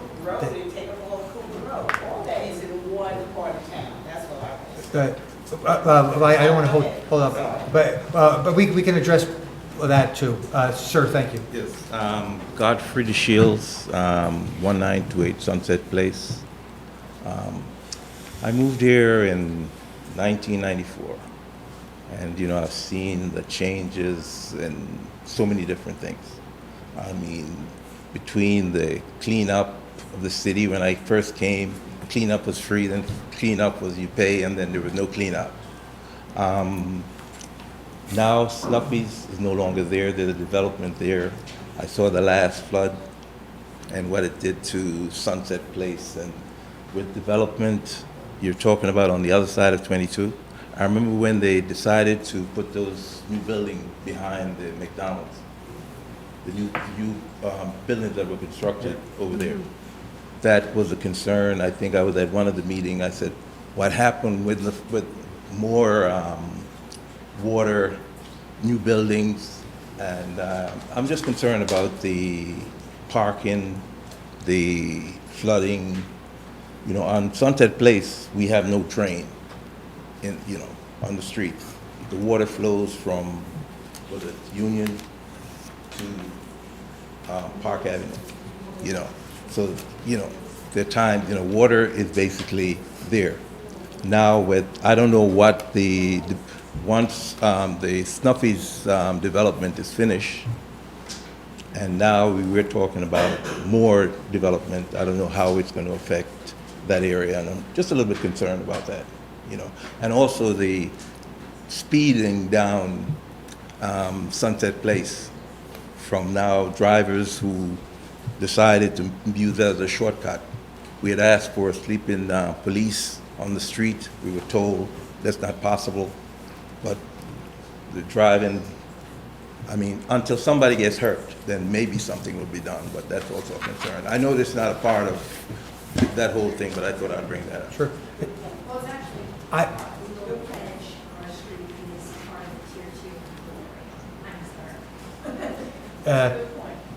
It's just the mic won't pick that up. I couldn't hear you. What was not, was a speed hump was not? Yeah, no, it's, some years ago, I think we were here, and when they were doing the new ramps to go up to the, they were debating on using, I think was it Union? That other street, there was the thought of using that street. They decided to use Park Avenue and the ramp there. Yeah, it worked good. We had asked for maybe close off the street, make it a cul-de-sac. They said, no, they can't do that. They did put something inside there so there was no left turn, but there's still people turning, you know. And coming through in the afternoon, they come down, they turn. There's a truck, literally a trailer. I mean, he has no back trail, you know, whatever, container, but he's going down there like a madman. You know, I mean, almost every afternoon. I don't know, maybe he lived somewhere up on the upper block, but that street, and I could just imagine with the Snuffies, once that project is finished, I could just imagine, okay, Alec, that's going to be, you know. All right. Well, thank you for sharing those comments with us. Our chief of police is here, and I know he'll work with with traffic on what you're talking about. At the same time, this is one of the most common emails I get a day about speeding cars, and it's simply a huge problem here and everywhere, and worse since COVID. More people working at home than ever before, more people living here than ever before, so there's more traffic than ever before. People get fed up and they drive recklessly. It's a real problem that we're working with our police department as best as we can to fix. Last year we spent over $100,000 on traffic calming devices to put around town. Those are the blinking lights, you know, the radars. If you drive in New York City, you cannot do it. You will get a ticket in the mail if you go a couple blocks over 30 miles an hour. In New Jersey, that's as I understand it, in New Jersey, that's not permissible right now. These cameras that actually issue tickets. But I think until that happens, you're going to see drivers continuing to drive recklessly in towns, doing everything they can. With, you know, we have 25,000 people in town. We have 50 police officers. You know, it's impossible to be everywhere at once. And as much as I write it in my newsletters, I think 24,900 people don't read don't read them. And so we. I know he'll bring it to traffic, try to beef up enforcement, and we'll continue doing what we can. We don't want a tragedy to happen. Thank you. I don't want to hold up the line, but you know, over the X amount of years, I've met Chief Mahoney, you name the chief. From '94, we've had a couple of chiefs. You know, as a matter of fact, where I live, well, he was a chief in Fenwood, Rick. He was chief in Fenwood. Chief Triga. Okay, his house is right behind us. But I'm sorry, but we're going to have to call time. I mentioned to him, I said, until someone gets hurt, you know, I mean. I apologize, it's 3 Yeah. minutes, yes. Thank you, Chief. We have to stick to a strict. Yes, everyone can have Time. their full 3 minutes. Please talk for your full 3 minutes, but once the 3 minutes is up, they'll answer, and then we just need to get to the next person. That's Ms. Lucina telling me I'm doing a very bad job. Email me tomorrow. Thank you. Please, if you start with your name and address for the record. Good evening, Lucy Paiva, 2485 Hill Road.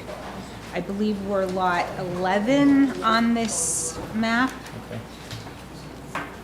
I think this is township property.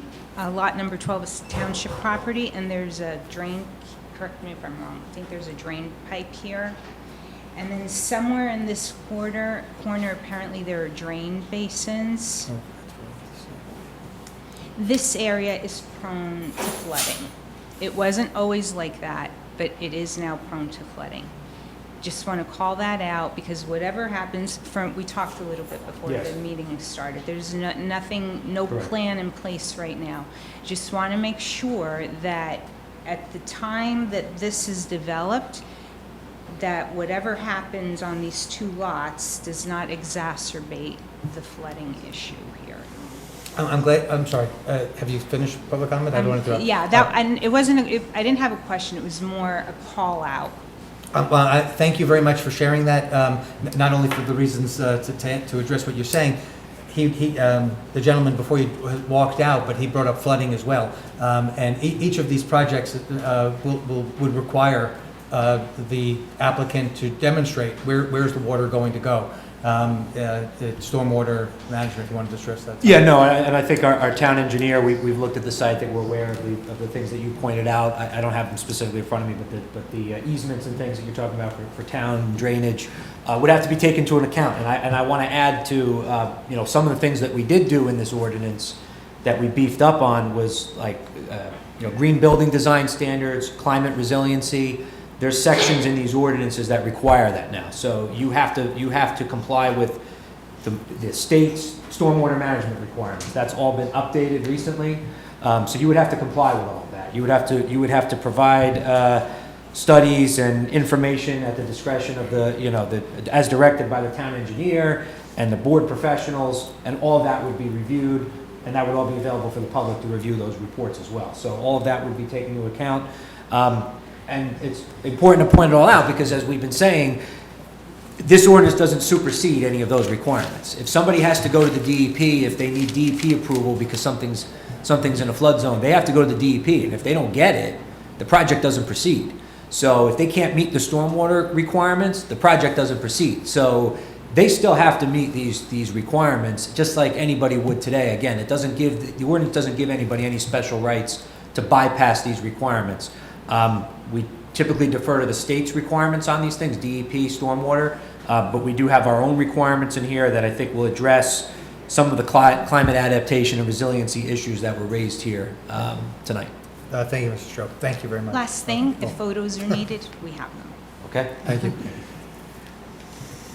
Good evening. Before I start speaking, I'm going to talk about Tier 2. Is that fine? Or did you Yeah, want to? please. Yes, Okay. feel Pauline free. Patty, Westfield Road Circle. I'm talking about East 2nd Street. Just a couple points. So I think as everyone been saying, we're probably all concerned. So far, you've kind of talked about if developers have come in and they're rebuilding. What about my current property that's been there? So doesn't this constitute like a taking, an unjust taking? I'm just going to kind of throw out a couple points. You mentioned that you're protecting the town from builders that would come in and do what they want. Aren't you doing that to me? You're coming in and telling me what you're going to do with my property. My father built that thing, and now you're going to tell me that it's got to be affordable housing. It talks about in here about landscaping around projects and all that. Is that stuff we have to pay for now? Like the design, like you became my partner, you're paying for my new roof? These are just thoughts shooting down my head. I want you to, who came up with or who determined that East 2nd Street meets the needs? What about the senior housing over on the south side? Like that property, I know it's not Scotch Plains owned, even though the title says Scotch Plains. I think Westfield's looking into buying it. Why can't we put some there? Like, who determined that East 2nd Street has to come up with 23 units? I got like a 2-family, and now you're telling me how much rent I have to charge. Then you send me, I understand it's not you, I'm saying you, it's the state of New Jersey, but then you're sending me a piece of paper, you want to know my income and my expenses to go ahead and assess my value. But now that's going to go down if you're going to have me charge less rent. So are you going to reduce my taxes? Another point, all this new building and everything that we're talking about, to your point, Mayor, all these people are coming in, 80 units, only 20 for affordable housing. Well, all these builders are getting this pilot tax, right? So I don't know if you're all aware of it, but there's this pilot tax where these builders are not paying real estate taxes. They're paying a payment in lieu of taxes. It's this charge. This money does not go to our schools, does not go to Scotch Plains. It goes to the county. You have to talk to the governor. She's got to change its pilot tax rules. It's incredible. I think somewhere up north, they said they're not doing any more pilot taxes in Hawthorne. So we got to do something about this too, because if we're going to start getting more people in here, more kids into schools, we're talking about overcrowding. I don't know, kids graduate, kids come in. I don't understand the overcrowding, but we're not doing anything about it. Go to the governor, tell her we need pilot tax money. Why should my taxes keep going up? Most of it is school, and like the money's not going there. So the kids live in here. All these people are living in these apartments. They're not even contributing to it. My kids are grown. They're out of the school system. I'm not saying I don't want to contribute. I live here. I was born here. My parents are from Mondotsley. They came here. They built half the town. So I'm protecting my parents' assets because basically they worked their asses off. I think that's it. Sorry for getting shaken up, but it's like, it's aggravating. It really is. I can, Mr. Strode, want to take first stab? Yeah, no, I will. We're not requiring you to do any of those things. This is, if it's an overlay zone, I think, as I said, the underlying zoning, what's there today does not change. We're not asking you to fix your roof. We're not asking you to change your rents. This is for a project that would be a new project. Something that's existing now doesn't have to change. The landscaping and all that, that's only if you go to build a project under this ordinance. If you're keeping the property the way it is now, under you comply with the zoning. You're not being asked to do anything. You're not being asked to make any improvements to your property. This is just if you sought to potentially develop more, you would fall under this ordinance. Or you could choose to do something else. It's a menu of options. Like, for example, the Jade Isle was in this overlay zone. They chose to lease it with Quick Check. We're not requiring them to put housing there. It's just an option in the overlay so that we can tell the court, we provided this opportunity. If people these are private properties, we don't control and own them. It's not our obligation to make you construct anything. It's your money, as you pointed out. It's not our money. So you would have to build that. You would have to make that decision if it makes sense for you to do that. If you have existing apartments in place today, we're not asking you to, they're not deed restricted as affordable units. If there was a deed restriction for affordable units on them, then you would have to comply with the income that I mentioned earlier. But if they're regular market rate units, this does not change that in any way.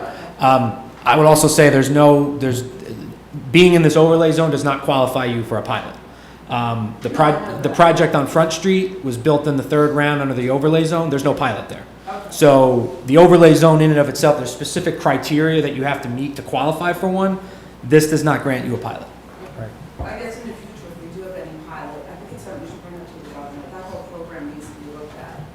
I just think it's not fair to the residents that aren't builders. I think there's a lot of misunderstanding when it comes to pilots. I've tried to engage on the subject at times. It's not before us tonight, and I know it's getting late, but I'll share this. In a pilot, the developer is paying, you said it, payment in lieu of taxes. They are paying. It's just what they're paying is shared by the municipality and the county, right? And the schools don't get their share in pilots. And I'll share. In Scotch Plains, we have several pilot agreements with several of the private developers, and Scotch Plains has a revenue stream of approximately $2 million from pilot revenue.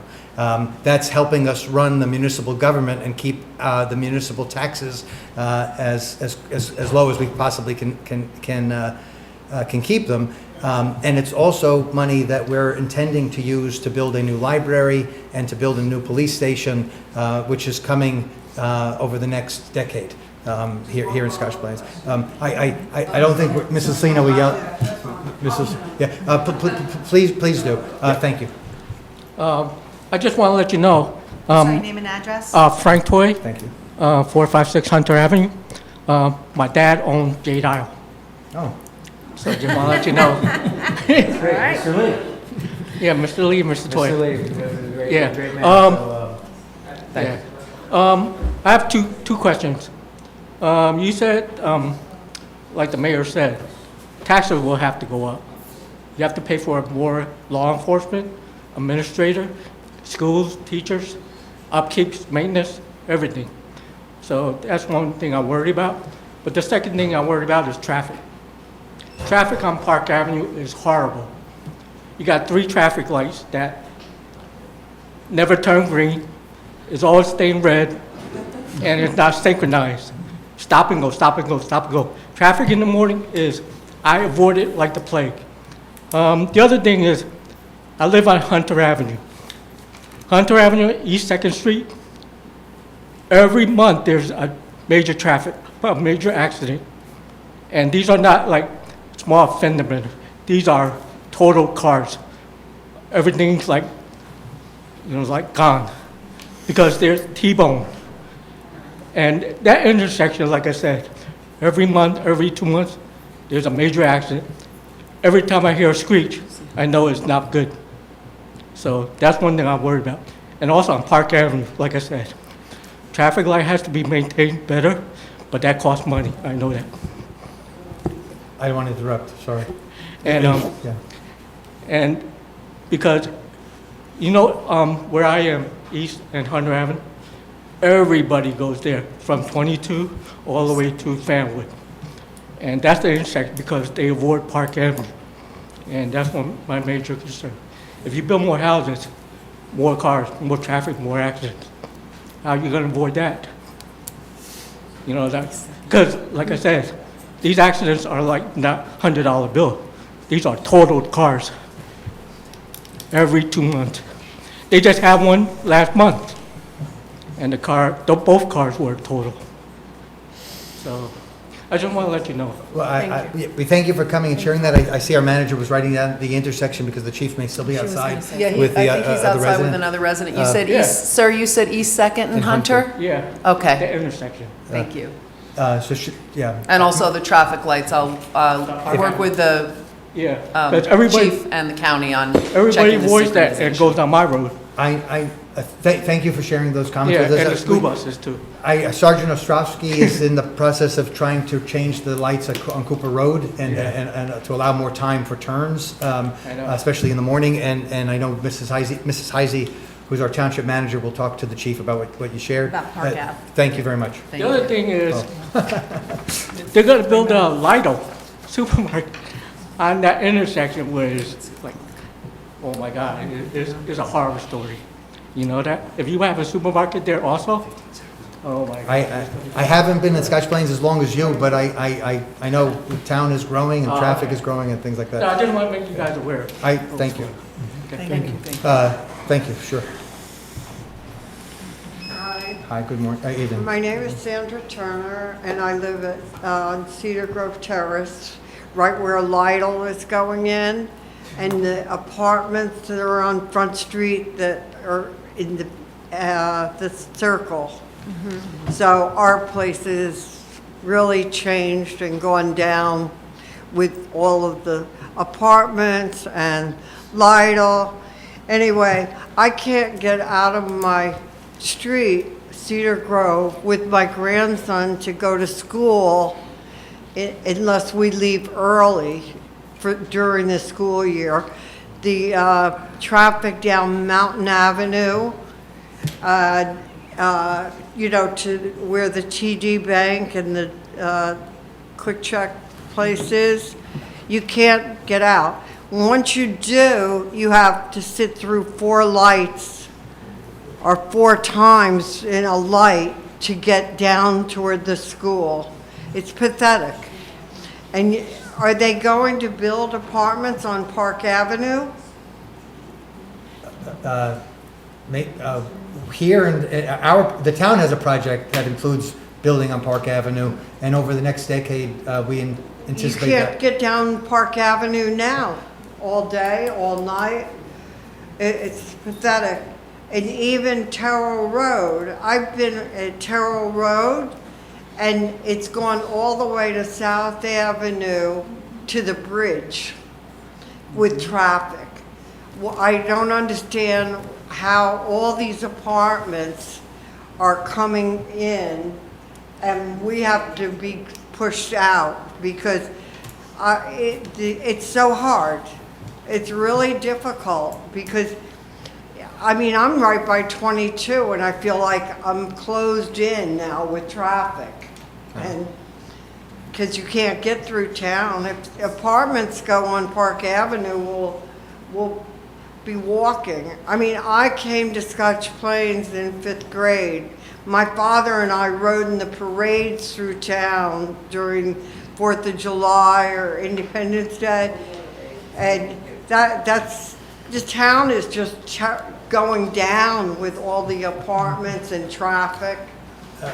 And it's not fair. Well, I thank you for your comments, and I wish Colleen was still here since the mood has changed. I hear you. Traffic will come with more units. There's nothing we can do about that, except work with, we're complying with state law to set zones in place, and if developers come in and want to build at the projects we're identifying, we'll work with them to do so. And you know, Terrell Road, for instance, the police department recognized that traffic was very slow, and over the last several months, it made some changes near Coles Elementary School that has improved Terrell Road traffic a lot. And I know the police are working on a new one. The apartments went in the back of the cul-de-sac for the first time in I can't tell you how many years we got flooded. And that, right, and that happens too. But as I tried to explain a few minutes ago, we're complying with state law by doing this. And if the projects actually, if a developer were to approach the town and actually want to build something, then we'll have the opportunity to address each project and mitigate these issues as best as we can. I thank you for sharing your comments. Good evening. Is there anyone else that wishes to ask any questions related to Mr. Stroh's presentation? No, I don't have a question. I want to say something. No, you have to come to the microphone. You can't. I'm sorry. And you have to come to the microphone and you take your time here. You can't, don't shout from the audience, please. It's recording on the, okay. Thank you. Hi, Natasha Brown, 1828 Mountain Avenue. I think what a number of people are saying and what they're presenting is that this concentration in this plan is concentrated in one area of Scotch Plains. If you didn't know any better, you would think Scotch Plains could consist of this little north side neighborhood. Why isn't there a development plan on Cooper Road? Okay? Why isn't the development plan further on the south side, besides the senior citizen? We feel that residents, and as long-time residents, you took the north side, the smaller houses, and you concentrated it all here, and it's inundated all in one area. And I think that's what the problem is. The north side is also the area that during this summer got flooded like crazy. Why? Because there's not enough drainage coming in. Stuffy's got knocked down and the water came in like waves. There were actual waves coming across that.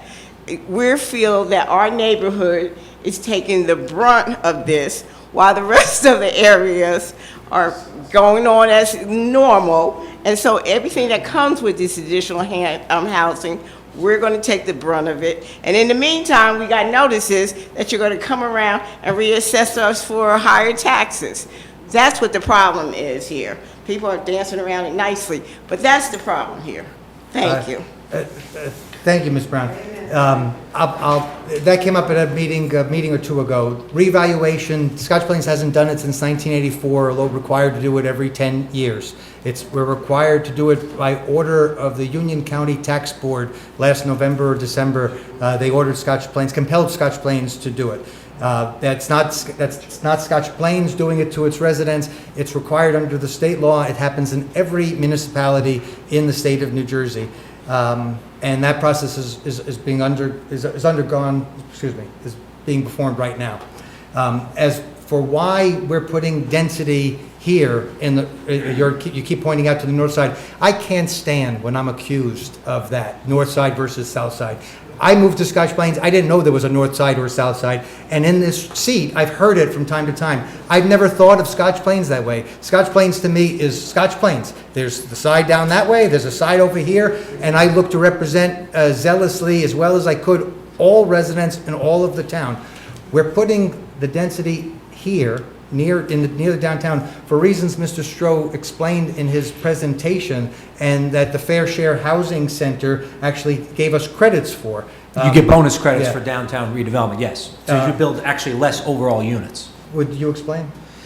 Yeah, so the law provides certain bonus credits for certain types of projects. So projects that are, you know, near bus stations, near bus stops, near transit, in downtowns, walkable downtowns, the state is pushing redevelopment.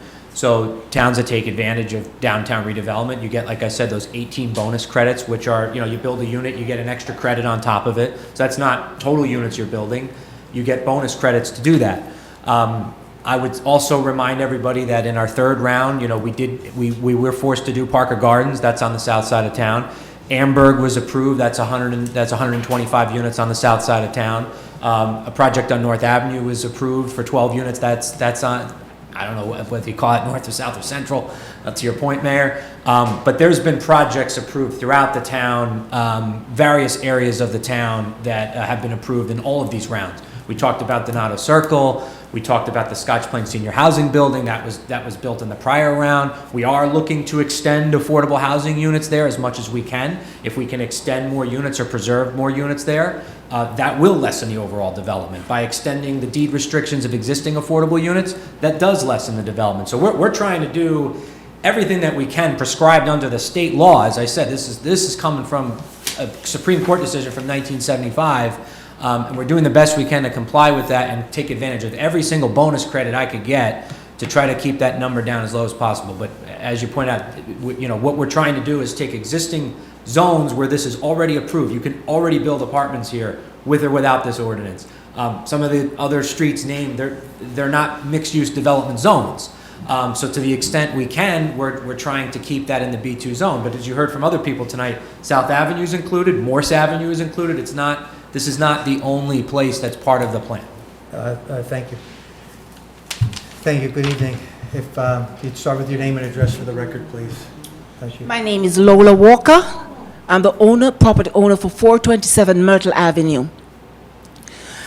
I don't need to rehash much of what I've heard here.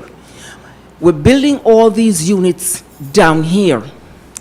How do I know that these new occupants will have enough parking on where they live, so they're not parking on my street? Because I live on Myrtle. Myrtle runs right off, is between East 2nd and Front. And right now, I've been here for this will be my 23rd year living in Scotch Plains, and I've seen the transformation, and it's not positive. How do I know that as a property tax payer in this township, I will not see the condition of my town go down rather than going up? The tax assessor was at my house last week. I'm not very pleased with what I'm hearing and what I've seen. There are other things, but I won't say them right now. I just want to know about this parking business. Thank you. You have to comply with, you have to provide the parking on site. So again, as we're talking about units, if you want to propose units, you have to park them on that property. You cannot satisfy the requirement with on-street parking. It has to be parked on site. Well, let me ask a question. Will the township monitor the streets in these areas to make sure that there are not cars sitting there when they should not be there? I won't come in overnight and see a car parked outside of my yard and cluttering the street on which I live. I mean, listen, they're public streets. I can't say who's parking and who isn't. I would say if there's a specific issue, that would be directed to the police department. But in terms of the development, which is on our agenda tonight, I don't want to get off track of what's on before us. If you propose a project under this ordinance, there are on-site parking requirements that you have to meet in order to get approval. Again, this doesn't give anybody any special treatment to bypass that. I mean, you could apply for a variance and try to make a case that there's, you know, a municipal parking lot or something near you that would allow for shared parking. But we actually went through, we originally had in this ordinance, we were using RSIS standard, which is what the state's parking standard is, which actually has gone down. The state's actually trying to lower the parking requirements. We went with a higher requirement than the state, and we're sticking with that. So we've actually put stronger parking requirements than I think what the RSIS provides. And again, we're not lowering the parking requirement from what's there now for these developments. No overnight parking on these streets. Thank you. Something like that? As the projects come up and if problems arise, as we always do, we'll work with our police department and township manager to make the most common sense changes. I think our town manager had a comment. No, I was going to say, Chief Lavery is here this evening, so he's taking this all in, and we will address parking issues, as the mayor said, as they come up, but even before that. If you see something in your neighborhood that isn't right, call the police department and let them know. If you see that cars are there that are suspicious or anything like that, please let us know. It's, you know, they are public streets.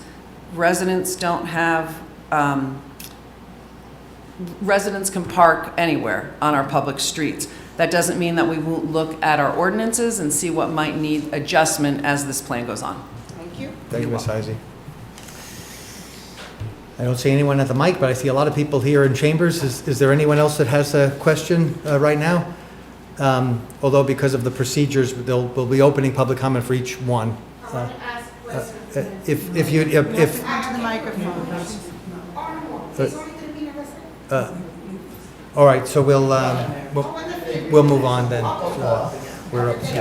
Okay, so if something does come up, we will be opening public comment, as the mayor said, with each ordinance. So you can come ask. Okay. To close the public Okay, hearing. so we are moving that the public hearing be closed.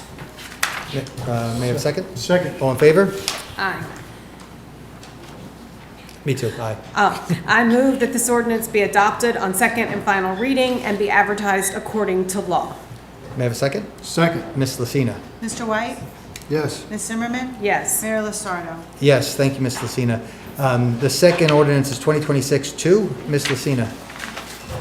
An ordinance amending Chapter 23 entitled Zoning, replacing subsection 10.4 entitled Downtown Affordable Housing Overlay Zone Tier 2 in its entirety, with an updated subsection 10.4 entitled Downtown Affordable Housing Overlay Zone Tier 2 in accordance with the adopted fourth round housing plan element and fair share plan of the Township of Scotch Plains.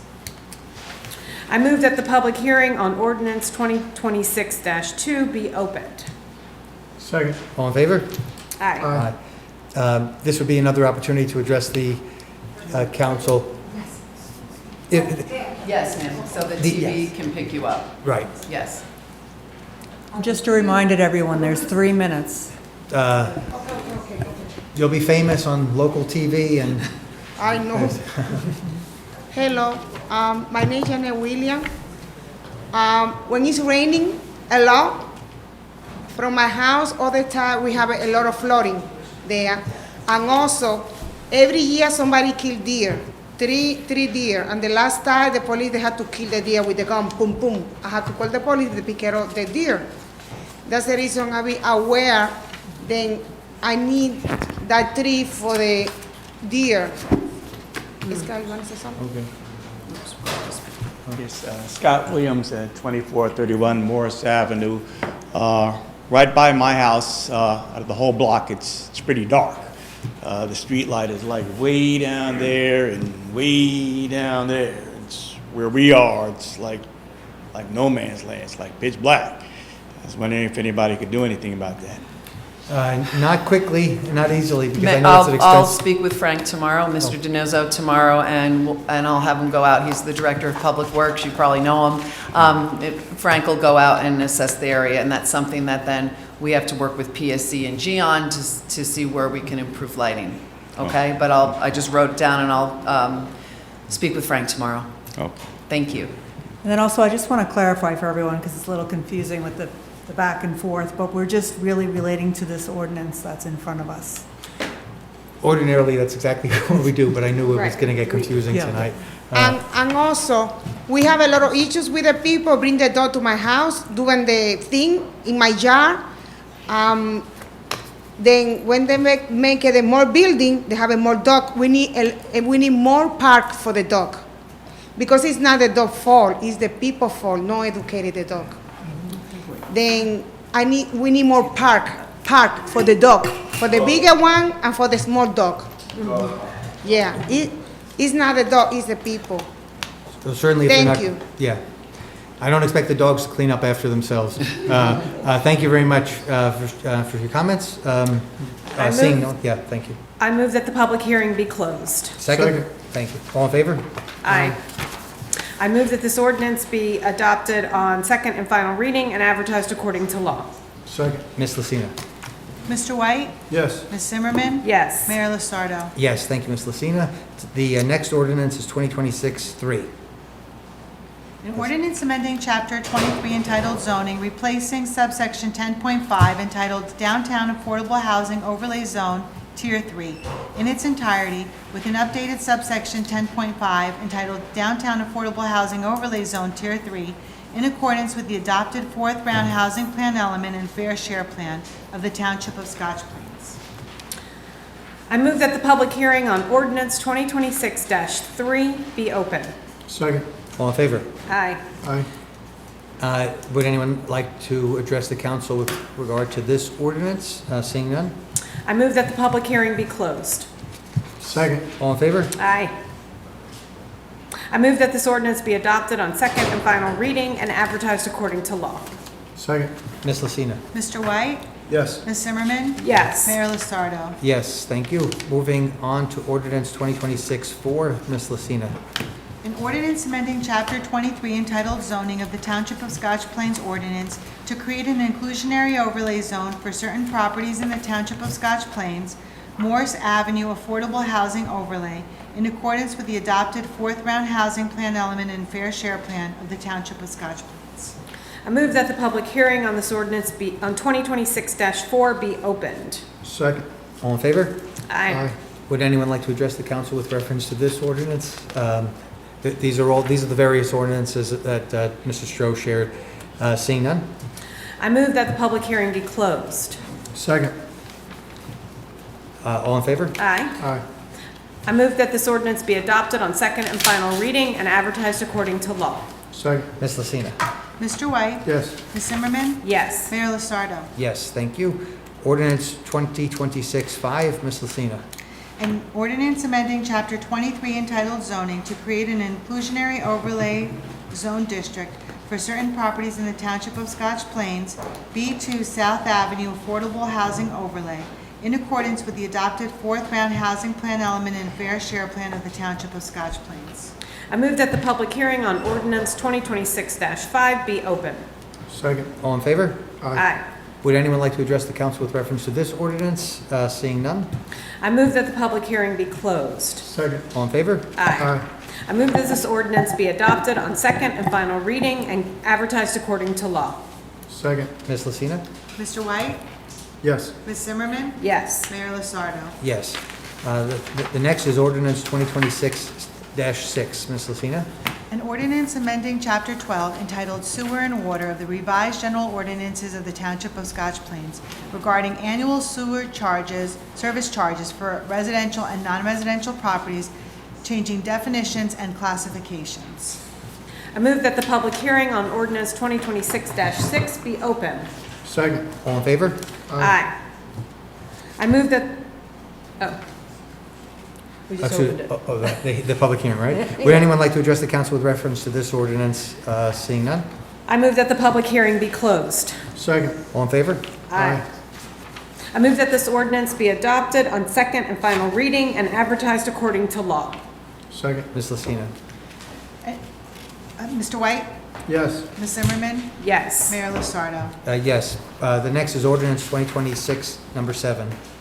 An ordinance to repeal Article 23-8 entitled Affordable Housing Development Fees in Chapter 23 entitled Zoning, and to repeal and replace Article 19-7 entitled Affordable Housing in Chapter 19 entitled Land Use Procedures of the Revised Ordinances of the Township of Scotch Plains to address the requirements of the Fair Housing Act as amended and the Uniform Housing Affordability Controls as amended regarding compliance with the township's affordable housing obligation. I move that the public hearing on ordinance 2026-7 be open. Second. All in favor? Aye. Would anyone like to address the council with reference to this ordinance? Seeing none? I move that the public hearing be closed. Second. All in favor? Aye. I move that this ordinance be adopted on second and final reading and advertised according to law. I have a second? Second. Ms. Lucina? Mr. White? Yes. Ms. Zimmerman? Yes. Mayor Lasardo? Yes, thank you, Ms. Lucina. The next is ordinance 2026-8. Ms. Lucina?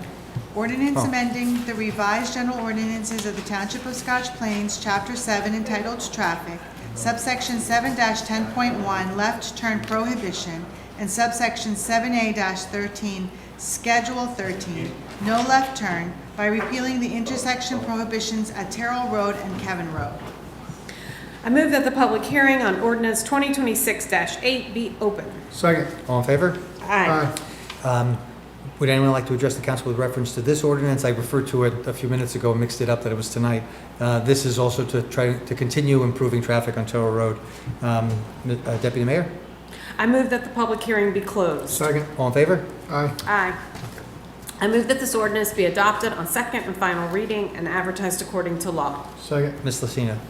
Mr. White? Yes. Ms. Zimmerman? Yes. Mayor Lasardo? Yes. And finally, ordinance 2026-9. Ms. Lucina? An ordinance amending the revised general ordinances of the Township of Scotch Plains, Chapter 7, entitled Traffic, by creating a new subsection 7-10.7 entitled Crossing Guard Post Traffic Control, and by creating a new subsection 7A-27, Schedule 27, Crossing Guard Post Traffic Control. I move that the public hearing on on ordinance 2026-9 be open. Second. All in favor? Aye. Would anyone like to address the council with reference to this ordinance? Seeing none? I move that the public hearing be closed. Second. All in favor? Aye. Aye. I move that this ordinance be adopted on second and final reading and advertised according to law. Second. Ms. Lucina? Mr. White? Yes. Ms. Zimmerman? Yes. Mayor Lasardo? Yes, thank you, Ms. Lucina. I should have said during one of the public comments, I want to thank Tom Stroh, our township planner, Mike Mistretta, and several of his colleagues in his office, our township manager, our planning board. We have been working on these for a very long time to comply with the fourth round. We knew that it's unpopular. We knew that there'd be a lot of questions and a lot of concerns. We have the same questions and concerns, but as I said earlier, I'm proud to serve on a council that is operating in the way we are, complying with the law, doing what we can to mitigate these projects and stay in control of what's built in Scotch Plains as best as we can. Trenton does control a lot. So, Tom, thank you. Moving on to approval, excuse me, Ms. Hi, Ivey. sorry, Yeah. excuse me, Mayor. Yeah. Do we want to take a break to let Whatever you think. Councilwoman Stamler call in, just so she can... So, yes, may I make a motion? I'll make a motion to, I'd like to make a motion to take a 5-minute break. Just take a 5-minute break in case people also have to stretch their Second? legs. And Second. All in favor? Sure. All right, thanks. Thank So you. 5-minute break, thank you. Thank you.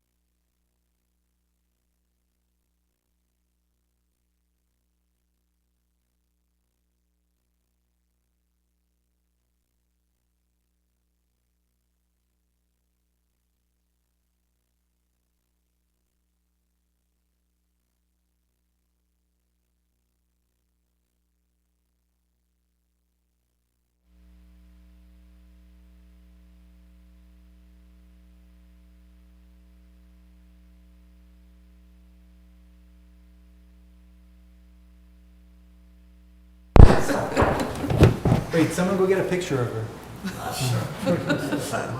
I have her on my phone.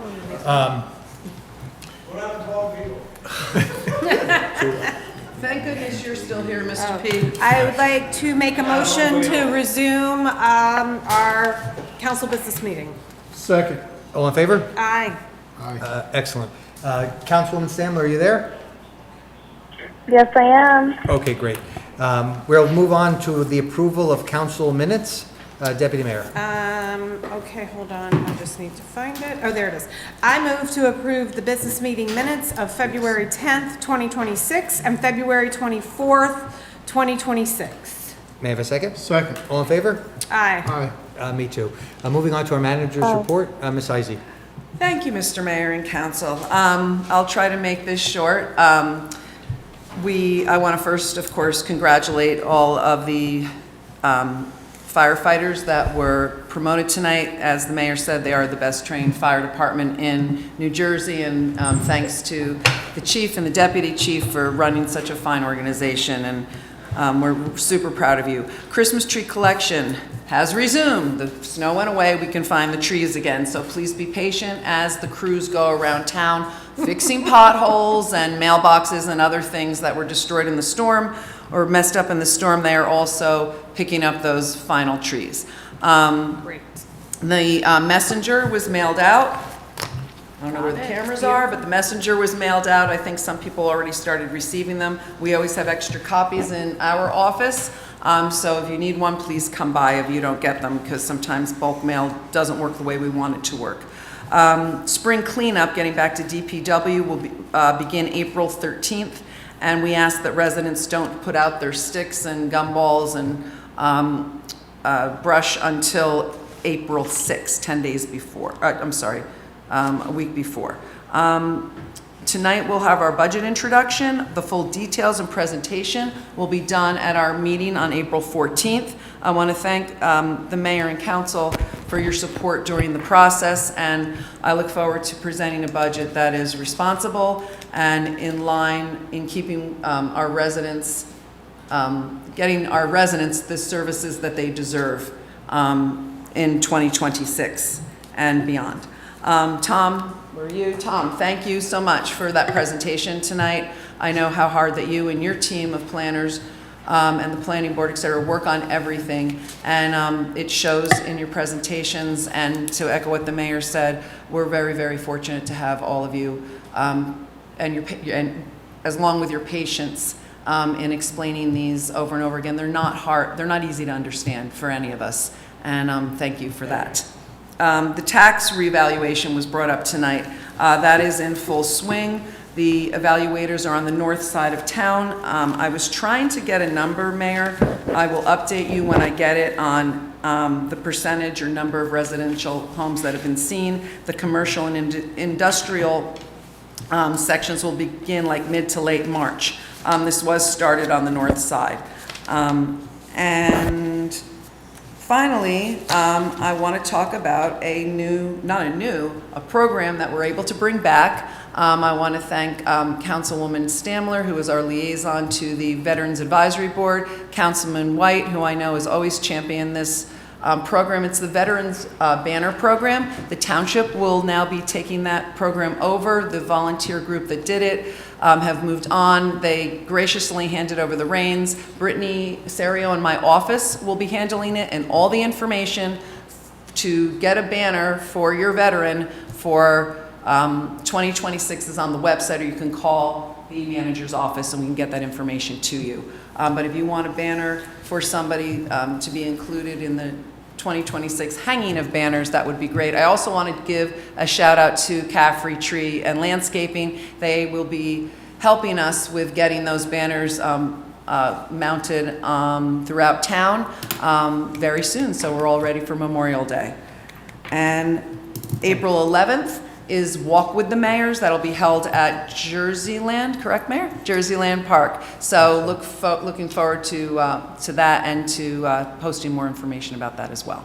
Thank you, Ms. Heisey. Thank you, Mayor. I was trying to rename it, Walk with the Governing Bodies, but for some reason, they didn't like that. Yep, so now it's and that's with our Mayor Lusardo and anybody from our council who can join, and Mayor and Council from Fanwood. Right. Thank you. Any questions for Ms. Heisey? No, as the snow melted, I saw Christmas trees in the middle of the lawn. It's amazing. It's March 10th. But good to hear that DPW is on it, and especially those potholes, because I know I've thought I've gotten a flat, not just in Scotch Plains, but all over the place lately. Yes, and I said I wasn't going to prolong this, and I don't know how many people are listening or might watch it later, or Fred or John, if you're listening. If you, Terrell Road, okay, is DOT. Park Avenue belongs to the county. Our director of DPW is working with both of those entities. We have let them know where potholes are. In fact, Terrell Road, the part of it that's really bad, I understand, is Watchung and coming off of Route 22. Route 22 is also DOT. There's information on their website about where you can report things. So it's always great if constituents call these entities as well. Sure. But we are doing our best to communicate with them to get this handled. Thank you, Mayor. Thank you. Moving on to reports of special committees, I'll just ask Councilwoman Stanler, are you making a report tonight? No, Margaret said my piece. Oh, okay. Thank you. Councilman White? Pretty much report from the fire department. You actually saw it in action here today. 8 firefighters were sworn in, and a captain was appointed, and also a battalion chief was appointed tonight. So congratulations to all of them. We appreciate your commitment to Scotch Plains and to the residents, and wish you the best of luck in your new roles. And also, the chief mentioned the pickleball tournament. Make sure you go to their website and sign up for it. That concludes my report. Well said. Thank you, Councilman. Councilwoman Zimmerman? I have reports for both me and Deputy Mayor Adams from the Recreation Department. So on March 13th, it is Senior Citizens Day at Scotch Plains Fanwood High School.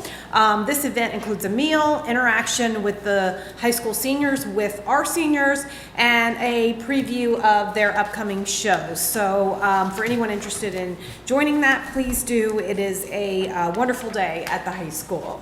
April 22nd is our senior soiree. This is a free event open to Scotch Plains residents ages 55 and over. It says Scotch Plains seniors, but I don't know any 55-year-old seniors, so I say it is Scotch Plains residents 55 and over. Event will take place at Shady Rest, and lunch is catered by the Stagehouse. Registration is now open, so please feel free to register on by contacting the Recreation Department at 908-322-6700, extension 223.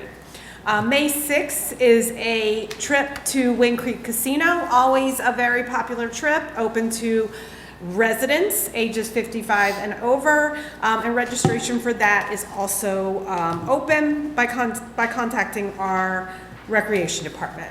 And for general recreation, the upcoming event is the annual Easter egg hunt, which is a free family event, always a great event, featuring balloon artists and a special appearance by a certain bunny. Open to residents ages 8 and under. Gathering time is 10 a.m. It's at Shady Rest, and the hunt will begin around 10:15. And just if you are planning to come, please remember to bring a basket. Thank you, Mayor. Thank you. I just have one. Have I spoken about Rev 250 before? I think you mentioned it this first time at the flyer. Flyer, okay, excellent. We have, Tom Stroh wears many hats in Scotch Plains. In addition to serving related to our affordable housing obligations, he's chairing the Rev 250 committee, of which I'm a member.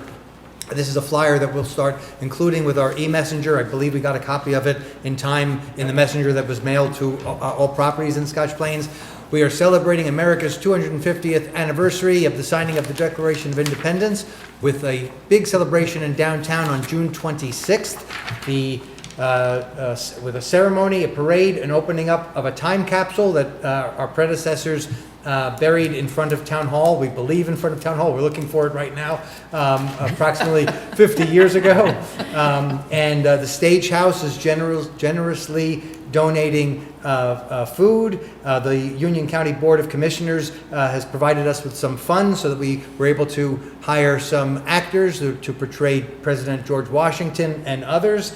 And the Shady Rest Golf and Country Club has also arranged for some terrific music. A few weeks ago, my colleagues and I were at the Shady Rest for a concert celebrating Black History Month, and both of those bands will be performing the following day on Saturday, June 27th, at Shady Rest, where we will be having, weather permitting, and we hope the weather is beautiful, just like today, not even hot, just like today. We'll be having our fireworks on June 27th. We hope that you will join us. I spoke with some first graders and second graders at Coles Elementary for Read Across America this week, and shared with them about our Rev 250 efforts, and I know some of my colleagues did as well. Please, please, please spread the word. We want to celebrate with you together the 250th anniversary of our great country. Moving on to new business consent agenda.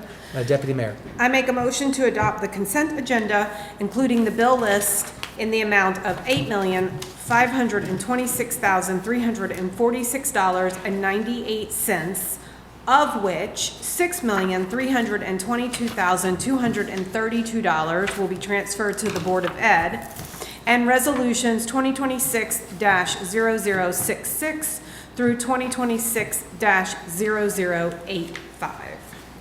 May I have a second? Second. Ms. Lucina. Ms. Stamler? Yes.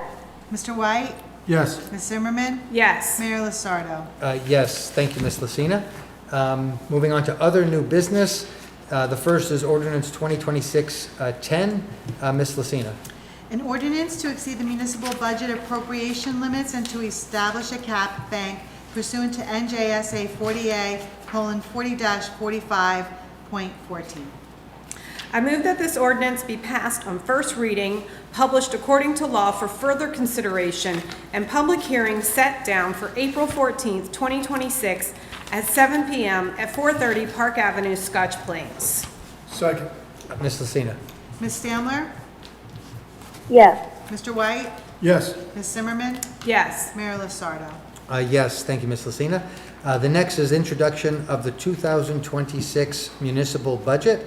Ms. Lucina, would you please read the introductory statement of the 26 municipal budget? The municipal budget for the Township of Scotch Plains, County of Union for fiscal year 2026. Be it resolved that the following statement of revenues and appropriations shall constitute the municipal budget for the year 2026.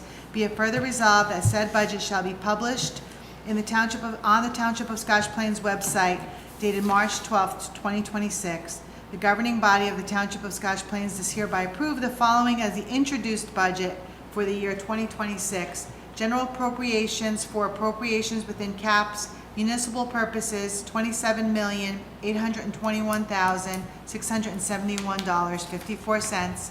Appropriations excluded from caps for municipal purposes, $7,118,328.46.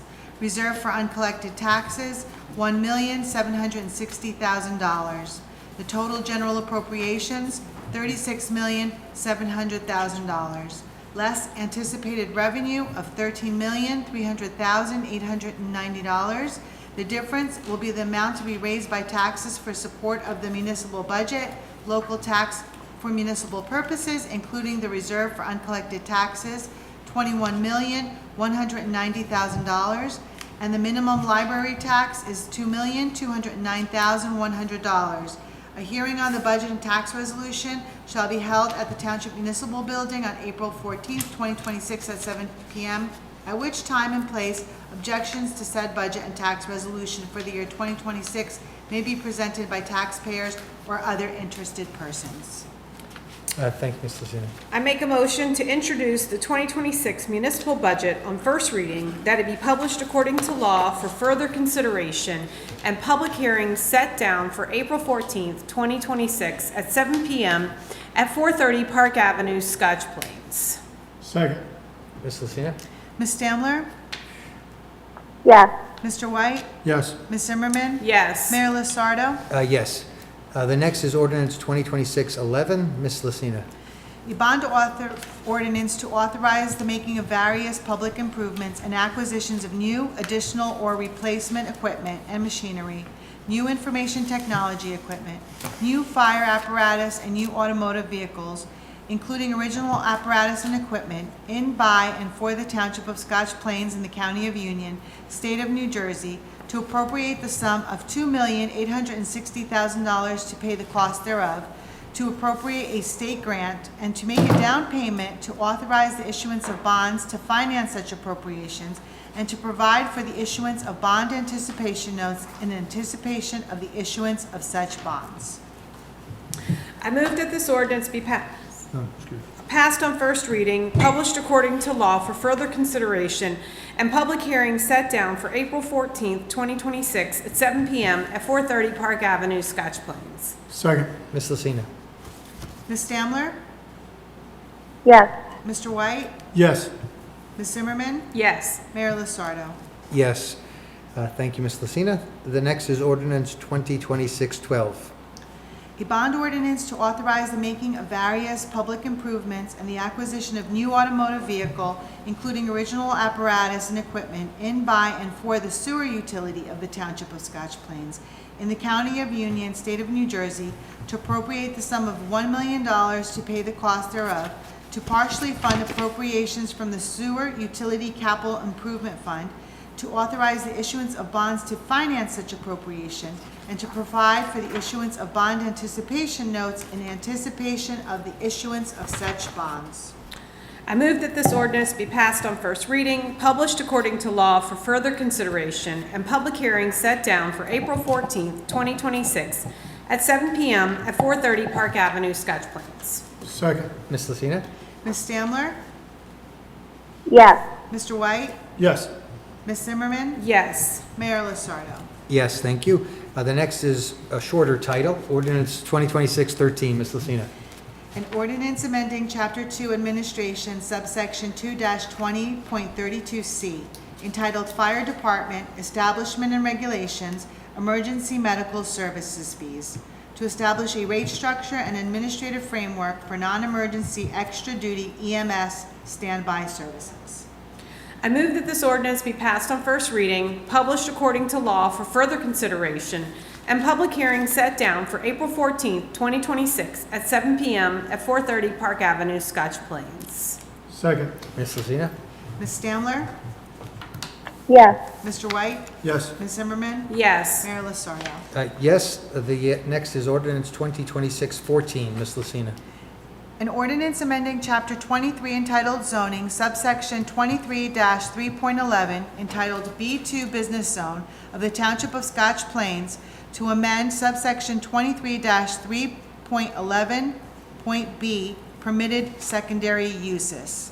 I move this ordinance be passed on first reading, published according to law for further consideration, and public hearing set down for April 14th, 2026 at 7 p.m. at 430 Park Avenue, Scotch Plains. Second. Ms. Lucina? Ms. Stamler? Yes. Mr. White? Yes. Ms. Zimmerman? Yes. Mayor Lasardo? Yes, thank you, Ms. Lucina. The next is ordinance 2026-15. Ms. Lucina?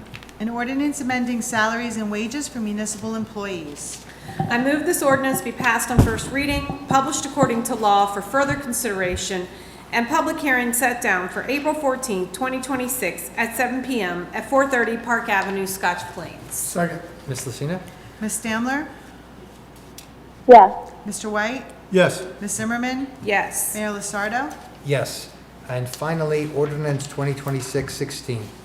An ordinance authorizing the acquisition of real property and easements located at Block 12001, Lot 4.02, and Block 12001, Lot 24, within the Township of Scotch Plains, County of Union, in accordance with NJSA 40A 12:11, known as the Local Land and Buildings Law. I move this ordinance be passed on first reading, published according to law for further consideration, and public hearing set down for April 14th, 2026 at 7 p.m. at 430 Park Avenue, Scotch Plains. Second. Ms. Lucina? Ms. Stamler? Yes. Mr. White? Yes. Ms. Zimmerman? Yes. Mayor Lusardo? Yes, thank you, Ms. Lucina. Did not think we were going to get here.